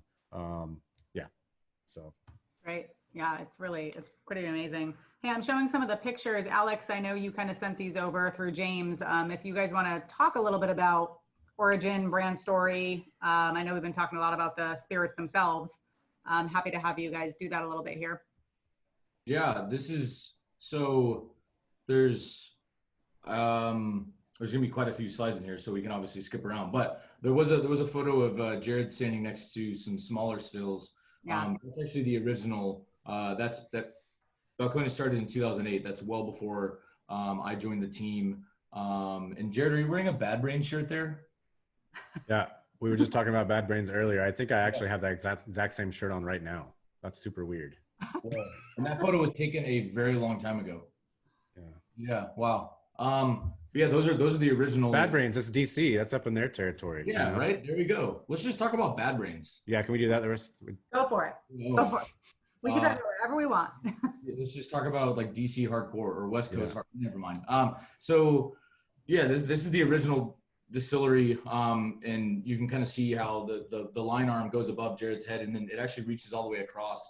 And so which originally inspired our new facility, which is just about 7 blocks away. But this is where everything really began, and the Baby Blue Rumble and single malt that came out of here is what led to the 2000, really the first major award, double gold San Francisco with Baby Blue, and the Best in Glass award. There's Jared in the blending room, but Best in Glass award with single malt, which was colloquially considered the best whiskey in the world. And then New York Times got a hold of it. Clay Risen wrote a pretty cool piece about Jared and the Balcones team at the time, and why wasn't anybody paying attention? And so this is where our new facility technically is. This is just a really old photo. And it's a fireproof storage facility, and historically this is where folks would have held their fur. There's some cedar vaults, maybe some gold and banknotes. And it's Waco is a pretty bizarre history, because it would have it was one of the only two, I believe, Jared, right, two buildings that survived the 1953 tornado that completely decimated Waco. At one point, Waco was a pretty booming centralized hub, especially like Jared mentioned the Brazos. This was one of the only points you could cross the Brazos River, so trading and just general commuting could really only be done through here. What is there's the suspension bridge. It's pretty historic in Waco, Jared. Yeah, one of my favorite things to do when people are here. I know we're running tight on time, but Waco's got a bunch of fun little tidbits and little trivia things. I don't remember the guy's name, but the guy that designed the Brooklyn Bridge was testing out the concept, his suspension cable suspended bridge concept, and built a bridge here that still stands. I mean, here it's just called the suspension bridge, but apparently we were like his guinea pig to see if anybody, fell to their death in the river, and it turns out it worked. So then he went back and make the one in Brooklyn. Does it resemble the Brooklyn Bridge at all, or no? Yeah, I don't think we probably didn't send any pictures, but yeah, it looks pretty similar. Huh. I love the Brooklyn Bridge. That's fascinating. Tom Harris, the guy that wrote Hannibal and Red Dragon and Silence of the Lambs, he wrote the first book while he was a journalist at the Waco Tribune Herald in 1978. Steve Martin, comedian, spent some time as a child in Waco. Terrence Malick, the filmmaker, if you saw Tree of Life, the childhood scenes weren't shot in Waco, but that's about Terrence Malick's childhood when he did live in Waco for a while as a kid. I can go on and on. Somebody stop me. These are our stills. The home of Dr. Pepper. Yeah, Dr. Pepper. Yep. No Dr. kidding. Pepper is invented here. Yeah. Skittles Factory. There's the Dr. Pepper Museum, is a very popular stop, very close to us, a couple blocks away. So I do have to ask, I don't normally try to call people's attention to talk specifically to a picture, Yeah. because we don't want to do a PowerPoint slide here, but these coils, I don't feel like I see super often at distilleries, and I visit a lot of distilleries. So tell me a little bit about what we're looking at in this picture. So in the picture that Alex was talking over while I was standing in our old building, our first building, we built it the way we had to. So the stills were on one side of the room, and we had kind of a single sloped roof on our little 2,000 square foot building, and we didn't have pumps. So everything was going to have to go by gravity. So we had already placed the fermenters, which weren't even really fermenters. They were just like these stainless dairy tanks we got off eBay. And we had run the plumbing, and we fabricated our own condensers. So we had all that in place before we figured out, oh, wait a second. So we actually had to knock some of the roof out so the line arm could go to the top of the condenser for everything else to work and just kind of trickle out and go where it needed to go. But because of that, we ended up with, for the volume, these are 1,000 liters, so 225 gallon stills that we had with a 4-inch line arm that was going like 17 to 19 feet, depending on the still, to the condenser, and at a constant slope at about 5 to 7 degrees. But we had done that for so long that when we're going to go spend actual real money and have people who know what they're doing make stills for us at Forsyth, Scotland, moving into a new place. we were working with them on how to get the similar physics, similar geometry, and kind of every still is going to behave a little bit differently, but let's at least get as close as we can to having some predictability and having some consistency of profile from one location to the other. And so Richard Jr. was standing in the building, and he joked that if we wanted to recreate what we had done at the other place at this scale, we were going to have to buy a building like 3 blocks away to put the condensers in. And we all had a good laugh. That's not going to happen. Anyway, he takes it back to his guys, and somebody on his crew came up with the brilliant idea to keep that slope and that distance that we had, so the proportions would be the same, and just have it spiral up. So wow. It is kind of modular. You can see all the gaskets there. Yeah. He actually didn't guarantee that spirit was going to come out. He thought there was going to be way too much reflux. And I don't think it was actually in writing everywhere, but he kept saying it every day. He's like, if spirit doesn't come out of this, that's y'all's fault. He's like, I'll build this for you, but it might just be a piece of modern art. Right. Pretty. But we did build it where if we think it's too much or too little reflux, we could take these out, take some of them out, add more, all that stuff. So that's the first set we're looking at in the background. And they have it's a 6-inch pipe on the line arm and 10 turns, 10 rotations, 10 circles. To the left, you can see the beginning of our second still set that we got after using these for about a year. And our second set, we did minimize that a little bit. So we went with 8-inch pipe, and we only have 4 turns. So our more estery, our fattier, when we do rum, when we do single malt, we tend to run them on those. And the American styles go on the still with a little bit more reflux. We can kind of thin the body out a little bit and get some have kind of one foot in both worlds, where we're doing pot still, but for people that drink a lot of column, Kentucky and Tennessee and Indiana rye and bourbon, to get a little bit of some of those fatty acids and stuff out that they're unfamiliar with, that can cause some confusion to people. Jared, you mentioned something earlier that I don't know if you were saying, I guess, kind of colloquially, but the concept of the heavier molecular stuff that comes out in the tails actually being caught up in the char. And I know that like charcoal does a great job at absorbing things. And I was wondering like how much that is actually what is happening in the aging process. Well, yeah, one of the funny things about barrels is that everyone loves to talk about the char, and what they really are talking about is in the charring process, right behind the char, the wood is, lignin and hemicellulose and things in the wood are actually getting caramelized, just like when you cook. Sure. So you're making these caramelized sugars available to be soluble. Some of them are more soluble in alcohol, some are more in water, which is why entry proof can have a huge effect on what you're pulling out of the barrel. But that char layer, that's activated carbon. That's what we use to make vodka super clean. That's what we make water drinkable with. Sure. It doesn't contribute anything. But toast used to be incidental. So of course, I want a number 5 alligator char. What you really want is that means all the extractives have now been made really rich and available that are behind that. And they call it the heat affected zone, the toast area, the red zone, whatever you want to call it. And winemakers have known this for decades. They talk about toast all the time. Char is almost irrelevant. And I feel like we stumbled into using Independent Stave, which is our cooper. They sent us a packet and the wine catalog was in there. And we start asking all these questions about stuff they do with the wine barrels, and they don't do it on the whiskey side. It's like, well, why not? Why don't you do that on the whiskey side? So actually our barrels are made on their wine line because they don't do some of the things that we asked for. And some of the things they could do that we were like, whoa, let's do that. Why doesn't, that's not what we do with whiskey. Standard? Why don't people do that with whiskey? And they're like, I don't know. You want to do it? Like, yeah. So all of ours are actually 59. They're 59 liter, 225 gallon barrels because they have to be made on the wine line. But interesting. Okay. Very cool. Thank you. Yeah, man. That's fascinating. Yeah, for sure. So everyone, I know we're pretty much at time here, but oh my gosh, I know it's crazy. We have so much fun that sometimes we get a little carried away. But if you've been to these before, you know that the after party sometimes is the best part of the party. But we're happy to kind of keep chatting a little bit. If any of you guys need to leave, we totally understand. We appreciate your time completely. So before we lose too many people, I do want to do a cheers. Thank you to Jared and Alex and James for telling us all about Balcones. And thank you to all of you for being here for sure. And so if you have to leave, We understand. We understand. We will be sad. We will miss you. But we would love to talk, and Evan and I will certainly talk a little bit. Yeah, I'm gonna keep poking around, and now that we've tried them side by side, I want to try them crosswise. Exactly. And try these ryes against each other. So we're gonna play a little bit and do death match.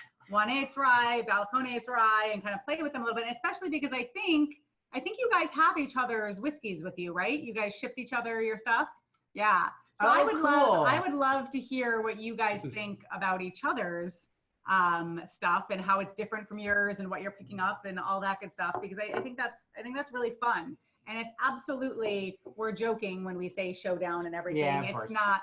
These are all beautiful expressions of bourbon and rye. We are very happy to have them on our bar, and we'll continue to drink them until they're gone. But thank you you so much for being here. If you've got to go, you got to go. Please take the poll before you head out. Yes. And please take the poll. And if you can stick around and hang out for a little longer, compare notes with us. Yeah. We'd love to hear your thoughts and your feedback. Yeah.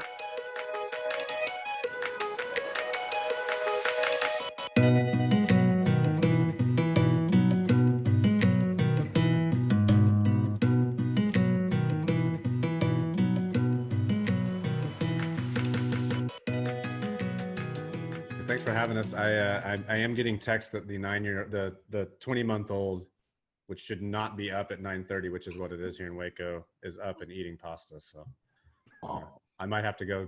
Good taste. Provide some relief there. I might have to Pasta go. will definitely make him go right to sleep. There's Yeah. Sugar rush from that. Stick some on the finger there. Yeah, for sure. Totally understand. But Alex, James, I would love if you guys have tried each other's stuff. I'd love to just hear what you're thinking of. These two ryes side by side are I'm pretty really fun. kind of like. I agree. I was going to ask Alex, 1/8 Alex. We did a little bit of playing around with the malted rye early, and of course we do everything a little bit unnecessarily over the top. So we did 100%. We never played around with kind of like dabbling it in a little bit. And those, we still have some of those barrels, and it is such a weird thing. I don't know. It's such an uncommon, I've never tasted anything like it. Malted rye is super, super specific and super unique. Yeah, we did have the opportunity to do one distillation of 100% malted rye. It was a contract distillation from a wonderful group here in DC, Whiskey Library DC. We've done a few things for them. And it was something I wanted to do, but I didn't, want to take that gamble. And they were all in on it. And it's been in the barrel now about 2 years, so it's not that long yet. And to be honest, I haven't tasted it probably in about 8 or 10 months. But very, very unique. I was remembering, I think I mentioned the Corsair, the rye, it was called the Rye Moon, and it was WRY. That was, I think, 80% malted rye. And that was really what was inspiring to us. And when we released our first unaged rye, we went up to 40% malt and 60% raw grain. But that was the highest we've gone on that for our own distillations. But yeah, that malted rye is unique stuff. We have done quite a bit of single malt as well. Nothing's been released yet. Our oldest is only 3 years old. You guys have a little bit more evaporation rates down in Waco than we do. We still see a lot, but not like that. Yeah, your 90% humidity in DC probably slows that down a little bit. Pretty precipitously. Have any of you guys done any experimentation with any of the aging stuff, like playing music for the barrels, or like putting them on a ship, or like wood chips, or like any of those kind of out there pressurized aging? Yeah. Have any of you guys played with that, or thought about it, or talked about it at all? I think at least for Balcones, we're already experimenting way too much as it is, with just different toast profiles, different spirits, whether it's rum, corn whiskey, bourbon, malt, wine finishes. So going that route, I think we're a little too purists when it comes to some of those other. Actually, it was kind of funny because I was actually talking to Gabe today, and he. Gabe's my blending partner. Oh yes, yeah. Sorry. Gabe also works at the distillery, still house manager, and heads up blending in conjunction with Jared. But he was listening to it was almost like salsa music. We are blending rum, and I just thought it was really interesting. And I don't think that's really Jared's. Maybe I don't think that was Jared's selection. I think that was Gabe's selection. But I just thought it was really interesting that he was. I don't know. But that has nothing to do with, I guess, aging whiskey. But it was like setting the mood for blending. I don't know. I mean, there are definitely wineries in the winery I worked at when I was an intern in business school, actually played monk kind of chanting in their barrel room at all times, like 24 hours a day, 7 days a week. And it's because where their founders were from in Spain, they were like near, and they were near a place that like a monastery that actually Benedictine did this. Abbey. And so they just had real belief that like this monk's chanting and the vibration of that constantly like had imbued an effect. The beverage with the energy of these, reverend chanters. So it is interesting. It's very experimental, very kind of innovative. It's hard to tell because there hasn't been anyone that I know of anyways that has like created the exact same product with like normal aging processes and then like done a proper experiment where you're only changing one variable. Right. But it's fascinating to think about, but it is, it's a little out there for some of us. It's funny. I mean, we didn't really get into this too much, but I mentioned Fred Minnick earlier. I've tasked him to see, we definitely know nobody was making whiskey before, since Prohibition, but we actually haven't found a whole lot of we haven't found any evidence that it was ever done legally. Which is funny because all the cowboys and the cattle drives and stuff, and you imagine that surely they've all got whiskey, but turns out it must have all been Kentucky whiskey. So, part of our 12-year now journey has been trying to figure out what kind of whiskey this place makes, because it's an unknown, it's a complete new thing. That combined with just my personality, and I think most of our staff's interest, newfangled technology doesn't really interest me as the answer for much of anything. Sorry, Evan. I know you're really pumped about like the new Zoom, adaptive Zoom. I always joke with Gabe's got like the Nest thing at his house, and I'm like, yeah, it's just waiting for you to oversleep, and it's gonna boil you. It's gonna turn up the AC. But he's still young. He hasn't seen Terminator, so he has no idea what I'm talking about. Gonna defrost the freezer. Right. But I just,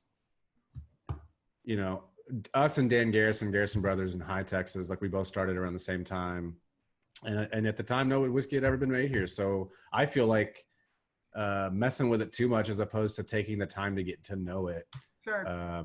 Maybe the next generation, maybe the next round of guys come along and does something with microwaves or collaborates with SpaceX, which is also here in town. And maybe they come up with some cool thing to do with Elon Musk, and I mean, whatever. But I just want to make great whiskey. I just want to get to participate in this really long standing global human tradition, which we've been making beer, wine, and spirits before we even knew yeast existed, y'all. Like we thought it was like magic. And it was God.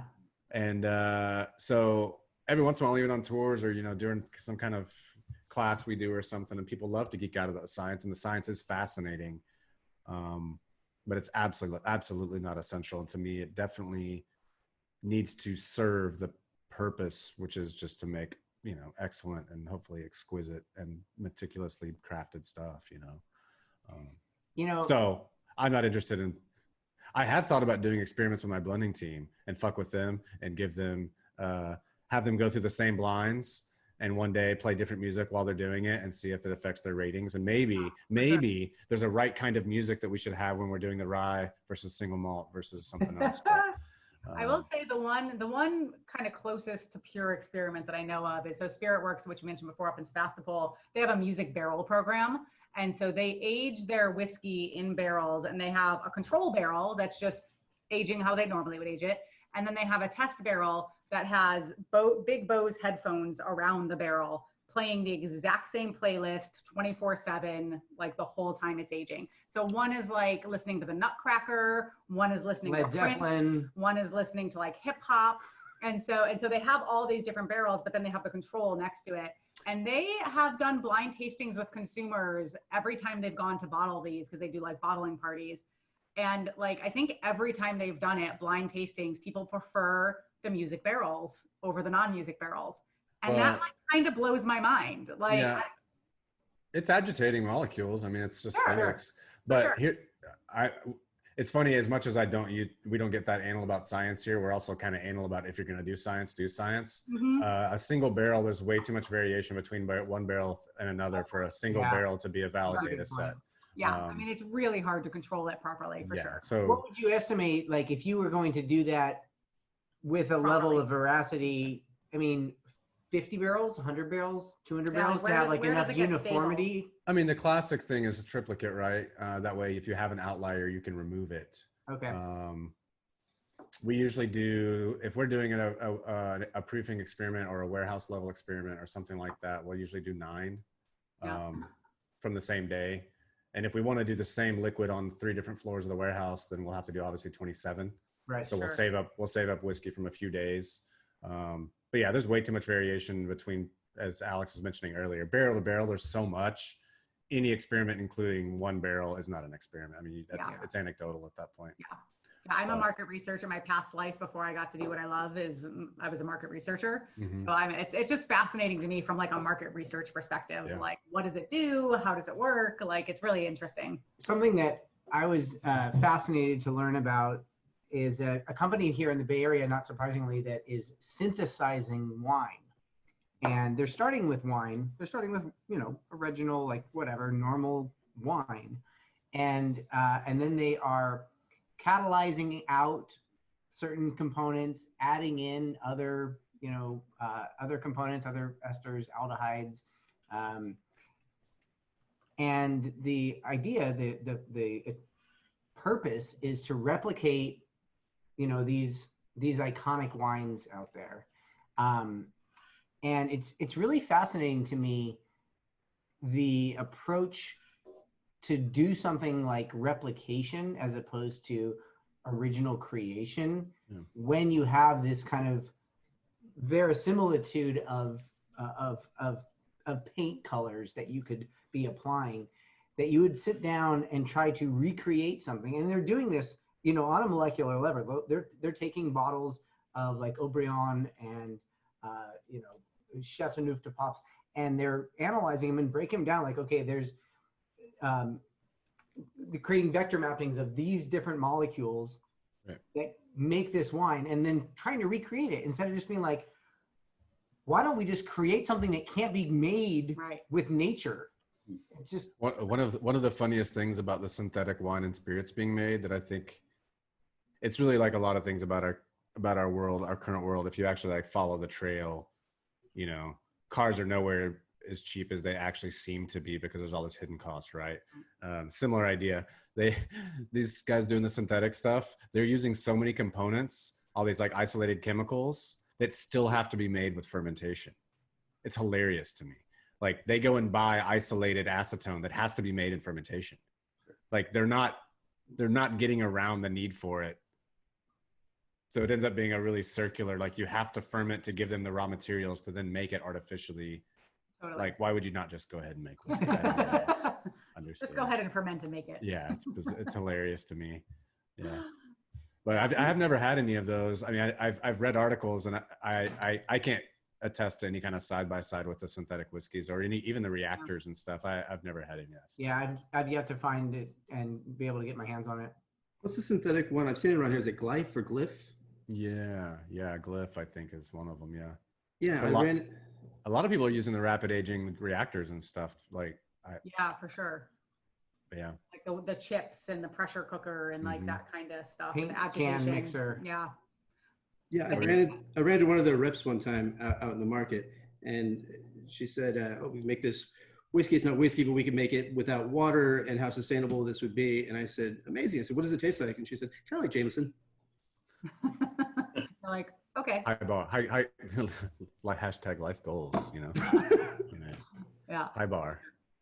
Yeah. I think it helped, that whole experimentation, innovation. I remember hearing about it early on when like Obama went to Detroit and there was some distillery there that was doing the like paint can kind of high pressure cooker, and Obama tasted it and was like, that's as good as this. And then it was like, oh, you know, like Obama says it's good, therefore this is the new way to make whiskey. So so I feel like a lot of it is, it's great for press, it's great for PR, it's great to get attention, you know, but does it make better whiskey? I feel like just the jury's still out. Or even does it make as good of whiskey? Like all the articles I've seen from people that I trust in the industry that have done like blinds or done side bys, that they're like, yeah, it's actually pretty good, but there's just always something that's not quite right. Right. And once again, I'm not a chemist. I'm not, the science side is, I know enough to get in trouble on the science of whiskey or to do things that I want to get done. But I don't just geek out about the science side just for the fun of it. But I do know enough to know when you're doing GC, when you're doing a gas chromatography, you actually have to tell the machine what to look for. Sure. So it's kind of like, it always reminds me of manipulating like, ecological systems. Humans always mess it up because there's always something that's too subtle that we haven't paid attention to. And we think we understand it, and then we can simulate it or manipulate it. And next thing we know, a whole population has died off, which ripple effect into all this other stuff. And it's like, there's always going to be something. It's why AI is never going to be fully like, it's never going to actually pass for a human. And that's why, synthetically made whiskey using gas chromatography is always going to be like, it's mostly right, but something's just not quite right. Yeah. Because we'll never tell the machine to look for all the right things. Which makes sense, right? Because it's technically a shortcut.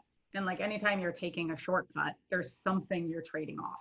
Yeah. And it's just like, is that trade-off worth it? There might be like a place for that if it ends up like being incredibly good for sustainability needs and the environment and super, super cheap. But to your point, if you've got to do fermentation to get the acetone to make the product anyhow, right, it's not a shortcut. Right. I mean, you can bypass the aging time, sure. Which I've always wondered too with these guys. I mean, the laws could change, but current laws require oak container specifically. So if it's not saying barrel time, it's not a whiskey by the feds. Whether you agree with that or not, that's currently the case. Right. I'm not going to anybody and asking them if it's coming out of the reactor and going into a barrel or not, but it should at least see a little barrel time legally. Right. And it's also like, how do you equate the, like, to be called a straight bourbon, you have to be 2 years in the oak barrel. Like, what does that equate to in a pressure cooker? Yeah. I don't know. Like 30 seconds. Like, I don't know. Yeah, seriously. Like, how does that work? Like, the TTB is going to have a great time with that one. Like, microwavable whiskey. We're over here trying to figure out how to make older stuff. And I mean, I have no interest in trying to make it faster. I'm trying to figure out, is there any way we could do 10, 12-year-old whiskey in Texas? And what would that look like? Yeah. If you can make something in a couple of days, that's great. Have fun. What's the hurdle to doing that? I mean, obviously like supply and financial, but like, is the dryness and the heat that you find there make it kind of like less viable to hold on to stuff that long? Yeah, especially for whiskey styles that require new oak, so bourbon and rye specifically. I mean, if you're ever here, I'll pull some stuff that the oldest things we've got that are maybe some stuff that's around 6-7 years old, and it's usable in a blend, but by itself, it's way overwooded. Potent. And it's probably, 25-27% full. Wow. So, Alex, do you find the same thing in DC, or does the humidity help that there? Or I mean, we haven't been distilling as long, Sure.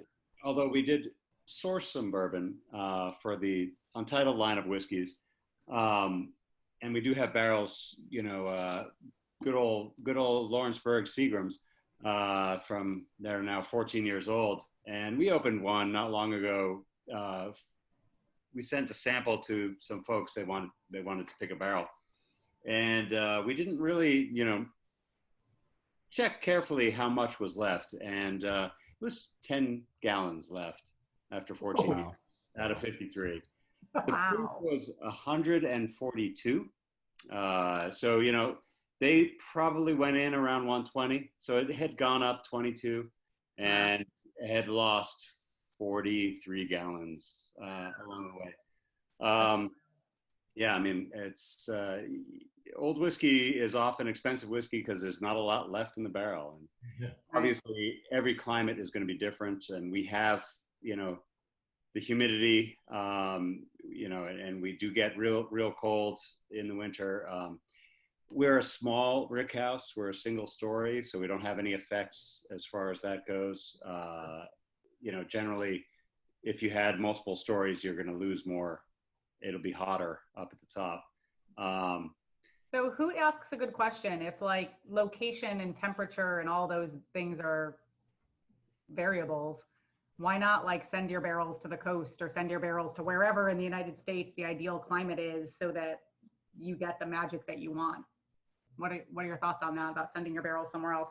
I think it's all about the location. I mean, for us, I talked about terroir earlier, about where our grain was from, but also the effects on the oak. We don't have the oak itself growing near us. I mean, I'm sure there's some, but not enough. So we also go with independent stave for our barrels. Although, yeah, now I'm curious about some of the other wine barrels that we might work with. Yeah. But the whiskey barrels are awesome from them. But also, yeah, it's the climate. It's the local conditions for your aging that really. What makes you have a taste of place, right? Like it's kind of part of It's what an ends up in the element bottle. of what defines your bourbon compared And it's a to, part of the like skill of the distiller, because it's like, these are our tough conditions to deal with, just like winemakers, right? It's like, Sure. man, it's a pain in the ass to grow Pinot Noir here, but I really want to grow Pinot Noir here. And so let me prove that I can do it because and what figure it happens out when I do it right. is amazing. Yeah. That's sort of what's creating the narrative too around versus, only Kentucky whiskey, that, Texas whiskey should mean something, whether it's coming from Washington or it's coming from Oregon or it's coming from California. And the more that you play to your terroir or the elements instead of working around it, the more you have something unique to that state. So I think that's. And I do feel like, Alex from 1-8 talks a lot about terroir with spirits, but you don't hear it as much, honestly, as you do with wine for certain. And I think there's a real story there. And I think the more like the craft industry starts to talk about that, like I always say vodka, I think is the best example of this, because most people think all vodka tastes the same, vodka tastes like nothing.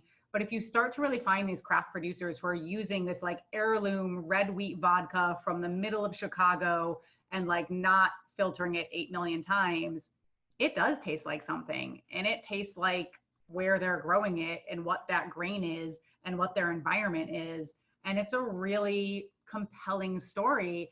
And vodka is like the easiest way to see it, because when you start to age things, you start to oak things, there's different variables. Very little adulteration. I do really feel like this terroir idea with spirits is something that just like consumers don't think about. They think of it as a commodity of like vodka's vodka, whiskey's whiskey. Yes, I like that one better, but they don't think of it as like, it's because it's from this place yet. And I think the more we talk about it, the more compelling it'll be. And I think that's part of what justifies that higher price point too, right? Because it's like, this is from that place and it tastes like that place and the elements, and they have to fight those elements and it's hard to make it there and all those things. So I think it's pretty exciting. I think the more we can talk about that stuff, the better it will be for the whole industry, honestly. It's what also elevates the category. When you start talking about wine, you can now put whiskey in those same conversations. Yeah. The more craft that comes out, the less murky, the more transparent people are. Yeah, for sure. The more it elevates the category. Yeah. And I think for us at Balcones, one of the things that we want to do is embrace the environment. Maybe I don't know, I know Jared has spoken about this topic, specifically terroir, but I don't know if it's specifically for terroir purposes, but if we're going to be in Texas and be an innovator within it and continue to be an innovator within especially American single malt, we need to embrace our environment instead of mimicking other places. It really is like, let's look at what we can do to adopt higher quality methods of distillation, higher quality wood, better fermentation time and temperatures in order to produce higher quality products at every step of the way in order to make really great whiskey that might be 2.5 to 4 years old, but at least so far, and we never really talk about it. And we really, this is a great joke to make. We don't hang our hat on it because I'm wearing a hat. But we don't hang our hat on it, but the 350 plus awards that we've won from New York to San Francisco, I think is some sort of testament that, okay, it's a good reminder that like maybe we should just keep doing this and see what it looks like to kind of share that that model and method of what we're producing, because we love to drink it. And so I guess other people maybe like it too, because people for whatever reason keep buying it. So I guess we should keep doing it. It's one of those great cycles, right? Exactly. Capitalism. Yeah, for sure. Snake eating its tail. Jared, you're on mute. I can see you're trying to say something. What did I do? What There did you I go. do? Man, what I said was, yeah, you said that you threw out the capitalism thing, and I was like, oh, is that a setup? Are you like, is that a softball for me? But I don't know. There's this weird like post-puritanical colonial thing of like viewing nature as like the environment as against you, you know, something you battle with. That just for me personally, like that doesn't resonate at all. Like figure out where you are, figure out how it's absolutely a partner, and can be if you choose to view it that way. Sure, is it a challenge? Sure, it's a challenge. I mean, but this is your trade. This is the thing you're trying to do, and like understand the subtleties of it, the ins and outs of it, and adjust. You know, don't whine about it. I feel bad. I have a few friends that do climate controller warehouses here in Texas, and I always have to apologize when I do this publicly. But I do. There's a little bit of me that's like, man, if you're going to humidify and cool your warehouse, why are you making whiskey here, man? Go to Colorado, go to Seattle, if that's where you want to make Alaska's whiskey. huge. There's plenty of Right. space there. They still give away acreage, I think, in Alaska. Yeah, right. Yeah. So, Yeah. yeah. I mean, there is something to that though, that it's the same way with like, you know, Evan and I always talk about winemakers who are making these wines that like, we're like, why are you growing that grape in that region? Like, those aren't the conditions for it. That's not where it's supposed to grow. Like, it's not going to be that good. And if it is going to be that good, it's going to be fucking expensive to make it that good. Like, it's going to be so much work. And so it's like, just respect and appreciate where you are and figure out what you can make beautifully there. And, you know, maybe push the boundaries a little bit and like play with it. But like, I think you're right. I think viewing it as an adversary versus viewing it as a, like, this is one of the ingredients to my product. Right. And so how do I spice it? How do I season it? How do I play with it is really the successful approach. I mean, yeah, Central Texas was here before I was, and it's going to be here after I'm gone. Right. So yeah. And even broader you're scope, not going to like, change it. Right. Yeah. Being at odds with Mother Nature is never going to be successful. Like, right. That's a bad look always. All humanity could die, and Mother Nature will just keep plugging along. Right. There's no people, there's no more whiskey, there's no more wine. Right. Right. That's okay. I'll be fine. I'll make some dinosaurs in another 100 million years. Right. Hey, Jared, you can speak to this too. Like, I think sort of identifying, you know, limitations within weather too, like barley that doesn't thrive in Texas weather, but you guys are sort of thinking of ways to combat that too, aren't we? Yeah, we've been working on with the ag school on some hybrid, on some drought and heat resistant strains. And then of course the irony is as soon as you get something like that that's viable, then we had a bunch of really wet, cool summers. So it all molded on the stalks. But yeah. Once again, you think you got this figured out, and like the planet's like, no, we're gonna just mess with everything you understood about where you live. And in another 5 years, barley will thrive. Yeah. And we'll tweak, and now we'll start going towards these cooler varieties that can handle moisture, and then it'll get hot again, whatever. The New Scotland. But to me, it's fun to look into, but barley doesn't want to be here, you know? Sure. And I end up talking about this multiple times because I think most human beings, we have so many layered interests, and trying to figure out how they intersect and how they overlap is super important to have any kind of peace of mind and having any kind of integrity. But for anyone who's interested in environmental concerns, we can overemphasize local grain. I use Texas hops, for example. People spend a lot of time during that second wave, like late 90s, early 2000s of craft brewing, trying to grow hops in Texas. And it takes like 13% the irrigation to get like stuff that, like you said, the stuff that doesn't even end up being that good. And you spent 13 times as much water to try and make it happen. So I don't have any interest in forcing barley down the throat of Texas. Right. We've got a lot of corn, we've got rye, we've got wheat. Unfortunately for me, we've been primarily, single malt's been our jam, which is why I unashamedly, I'll be on a panel with all these craft guys and they're talking about their local grain they use. And I'm like, our shit's from Scotland. Sorry. I'm not going to try and demand that Texas make me barley if it doesn't. I mean, I do feel like there's something to be said for, we source locally, when that's the right choice to make the best product we can make. And otherwise, we go find the best source of the product we need to make the best product we can make. You know, You can, I mean, yeah, you can there's something to absolutely. be said for that. There's people that have done it, and Brook Lottie just switched to a B Corp, and that's if that's your goal, like that's badass. Tell your people, tell that story, go be a B Corp. But as much as I, you know, there's local stuff that's creating jobs, there's environmental concerns. These days, there's plenty. You pick anything. There's a million things we all need to be thinking about. Sure.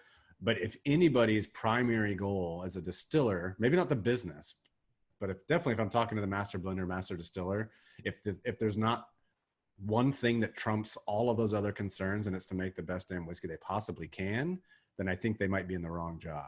Yeah, right. If you need to figure out how to do that in an environmentally sustainable way, if you need to do that in a way that encourages diversity and supports, you know, everybody that needs support right now. I mean, you absolutely need to do that. But if that's your goal though, as local agriculture, and that trumps making the best whiskey possible, I'm probably not going to be interested. And I don't think how could you possibly make the best stuff possible? You're just going to support local agriculture. Good. Right. Nailed it. Right. And people are going to buy it for that reason, but tell that story because the whiskey's going to be okay. You know, What's the source material you guys use for your rum? it's about 2/3 cane honey or like light, kind of light Barbados style molasses. And the other third is blackstrap. We've gotten it from so many different places. Unfortunately, Texas grows a ton of sugarcane, but imperial sugar has like the stranglehold on all of it. And so we can't really get any grown in Texas. We get some from Louisiana. We've had it from overseas before, South America and Africa and all kinds of places, but currently it's coming from Louisiana. Okay. Cool. It's funny. There's a little bit of rum produced here in California, and what's bizarre to me about that is that, you know, C&H sugar, which you see packets of on Everywhere. forever for anywhere, the C in that is California. You know, what's the term I'm looking for? Not distilled, but Refined. Refined. Thank you. Right here in the Bay Area from Hawaiian cane, and there's all this influx of cane coming in from Hawaii. I guess actually I don't even know if that exists anymore. I don't even know if Hawaii really produces much sugarcane anymore. And there's, you know, obviously the byproduct of that is molasses, and you'd think that there could be a great rum production adjacent to that, and it just doesn't exist. Well, it's funny. We have a rum event coming up on July 16th. And one of the producers, though, is making an agricole rum actually from California. Oh, but that's right. It's because they found there's this sugarcane farmer in Fresno, California, and mostly they grow sugarcane for the Asian market, who's like using sugarcane in their cooking and in their, you know, and so it's a small farm, but he found them and he was like, can I make rum with some of this sugarcane? Like there's not sugarcane grown in the United States, like most of the time. Like, so he actually makes an agricole rum from the sugarcane, but it's like pretty rare. I feel like New England's a good hot spot for rum. But I guess there it's definitely less likely to be agricole. No, yeah, definitely not agricole, more molasses based. Yeah. But We had some friends of ours, Andalusia. They mostly do single malt, but they did an agricole recently too. But they're down in the Blanco area outside of kind of west of Austin. But yeah, they found like this little I want to say it was like a little Hispanic church that happened to grow cane behind the church. And they were like, oh, we don't know what to do with it. There's not that much. And I think they're running 1,000 gallons still too, 1,000 liters still, pretty small. But yeah, they just like lugged it up and pressed it and got it fermenting one day. That'd be fun to play around with. But yeah, rum's we're really kind of at that crappy, like we're like a little bit too big, like to do a fermentation of the size we need. Going and grabbing a machete and pulling down some cane from behind somebody's church is not going to happen. I'm going to have to go home and help with this. Please do. This, two-year-old bedtime Thanks situation. for entertaining us a little longer than Yeah, absolutely. Thanks for having us. It was a fun time. Good to see you, James. Alex, nice to meet you. Y'all take care. Yeah, nice to see everyone. Hopefully we'll get out to Texas and DC soon and see you in person. Get the kid some bread for his pasta. Yeah, I'm going to go take care of that. An Thanks, animal. y'all. Cheers. Bye. Cheers, Jared. All right, we're dwindling down. Does anyone have any questions for people? It's attrition. Nutrition, let's see. Has anyone tried Pilar rum? I have not tried Pilar rum. Pilar. What have you heard about it, Felker? Tell us. Why are you asking about Pilar rum? Oh, Muir's had it. Yeah, so it's apparently from it's named after Hemingway's boat. It's got some connection to the Hemingway family, and so primarily it's the marketing that makes me want to try it. Huh. He did love himself some rum. Well, Yeah. who Yeah. people are saying it's great, so maybe it's not just all marketing. Oh, not as good as now as it was years back though when they first tried it. Interesting. Let's see Let's that. look into that. Thanks. Yeah, of course. Yeah, our pleasure. I am excited about the rum renaissance Yeah, that's right gonna now. be. Like we've done a lot of content on rum and like the history of rum and like really digging into it, especially because I'm from New England. And so I've done a lot of going to the New England distilleries and exploring rum. I feel like people have the wrong idea about rum. They think it's like for tropical poolside drinks and rum and cokes, and that's all they think it's for. And I always joke, I'm like, move over whiskey, like rum is the next brown spirit that like everyone should be sipping on because it sips just like whiskey when you find the good craft rums. Yeah, I It's agree. pretty amazing. Have you tried Privateer? Have you tried Maggie's? Yeah, Privateer is great. They do a Queen Share rum, which is hard to find. And yeah, I really love Privateer. They're in Massachusetts. Yeah, they do some good stuff. I don't know why it's never taken off in America. Like working in bars for so long, we would sort of take it up every now and again to get it on, and you would get all your Venezuelan and your Barbados and kind of style it out, and you get it back there, and then you put a rum cocktail on, and it was a thing that nobody ever ordered unless you were a tiki bar. And cyclically every 5 years, the bar industry takes it up, and it just doesn't take hold.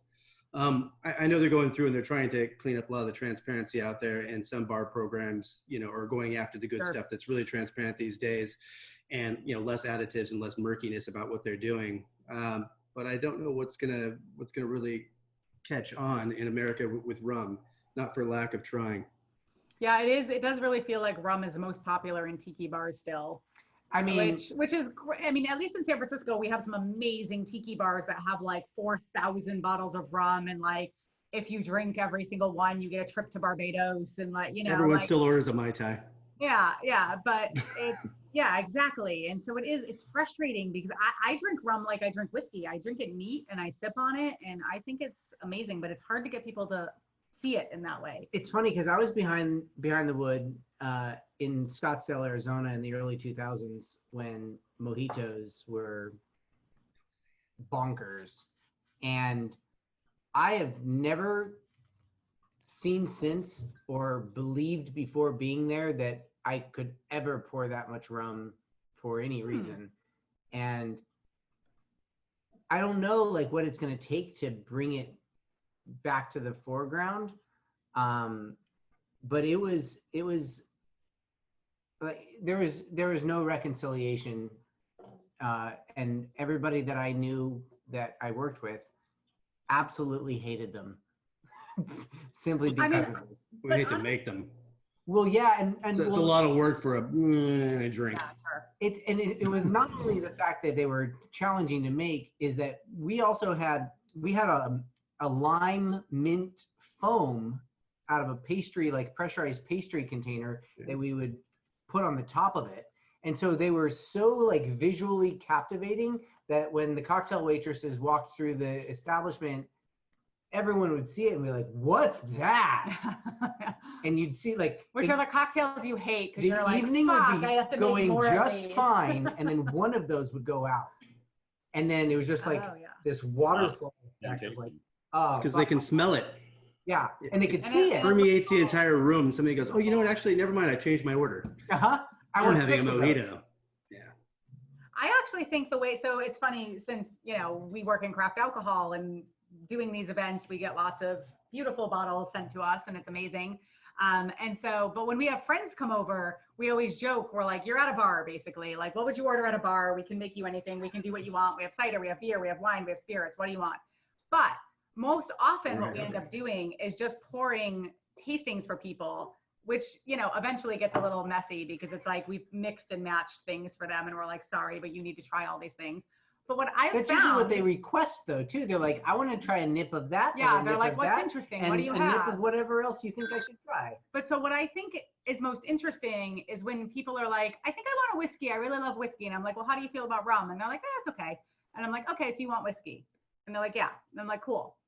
And then I'll pour them a Rum. really great aged rum. And they'll think that I'm pouring them a whiskey because that's what I agreed to. And they'll taste it and they might know it's not whiskey. They might pick that up, not always. And they'll just be like, this is really amazing, because it's just not what people are expecting of rum. They're expecting it to be a pina colada or a rum and coke. And it's so a negative connotation, right? That it's just sweet and molassesy, and it's full of pour them a artificial really sugars, which historically a lot of it was. rum that kind of sips like they just don't think of it as like I could sip this like a whiskey. And so as soon as I serve it to them that way and they take a sip and they're just like, oh, wait, this is rum? Like, and so I actually think a lot of this stuff is like trickery, because I also think with what is it, barrel-aged gin. Barrel-aged gin, I love to make like old fashions with barrel-aged, but with people who are like, I hate gin, I don't like gin, I don't want gin. And I'm like, all right, I'll make you an old fashioned, you're fine. And I'll make it with barrel-aged gin. And they're like, this is amazing. And I'm like, that's gin. What do you think? Like, I really feel like some of the game is like tricking people into trying new things and like not letting them know you're doing that. And then all of a sudden it like opens their mind. It's funny because blurring the lines allows for people to like cross the lines, but without having clearly defined lines of what a beverage is and can be classified as, it's really hard to market it. And I think a perfect example is this stuff. Oh yeah, this is one of my favorites that I found forever ago. I found this. It's a sweet potato liqueur. And that's the most unfortunate thing about it, is that that is the only thing that it can be called. Classified as is a sweet potato liqueur. But it's 3% sugar. So mildly sweet. It drinks more like it's rye based. It drinks more like a rye or a whiskey. Well, it has rye in it, but it's sweet potato. Well, it's a sweet potato base. Yeah. But it's like, I mean, it drinks like a whiskey. Like it's around a campfire, I want to drink it. So whenever I introduce it to me, they're like, oh, sweet potato liqueur, that's going to be super sweet. And then I pour them a taste of it and they're like, what is this? Like, and so part of it is like the TTB labeling requirements and all the bullshit that like you have to be called a hop flavored whiskey instead of like, like what the hell is a hop flavored whiskey? Like it's I'm just making whiskey out of beer. Like, give me a break. So part of it is just the labeling and the nomenclature, unfortunately. One interesting, like rum's never been in the forefront. It doesn't have a precedence. But one other interesting one is brandy. Which ran supreme in the 1800s until the phylloxera came in and wiped it out, and ipso facto, and then you get rye in your Sazerac versus cognac, but it never made a comeback. And so to that same point, when you're creating cocktails, if you have a brandy cocktail and it doesn't sell, but historically, if you look back at classic cocktails, there's so many brandy cocktails, whether it's Calvados or it's Armagnac or cognac or any other thing. But companies in SoCal have sort of tried to take up brandy production too, and just with spotty results out there, Americans just sort of lost a taste for that as well. Yeah, James, it's funny that you should mention that, because we actually have an event coming up in early July that I guess we're kind of still figuring out the naming of it, but it's hard. Gin and brandy cocktails. Sure. We figure like it's around July 4th. We talk about like retro cocktails. Our forefathers were drinking these cocktails made with gin and brandy, in the late 1700s. Well, they used to mix them up. They were in punches historically. Right. Yeah. So we're trying to figure, because we're a little bit like a brandy event on its own. I don't know who that's gonna like attract, And even gin events by themselves are a little tricky. So we're kind of like, all right, we're gonna do retro cocktails, and we're just not or really something. Gonna That's not the verbiage that we've decided on, but yeah. Is it that you definitely want brandy and gin, or you want something to pair with brandy?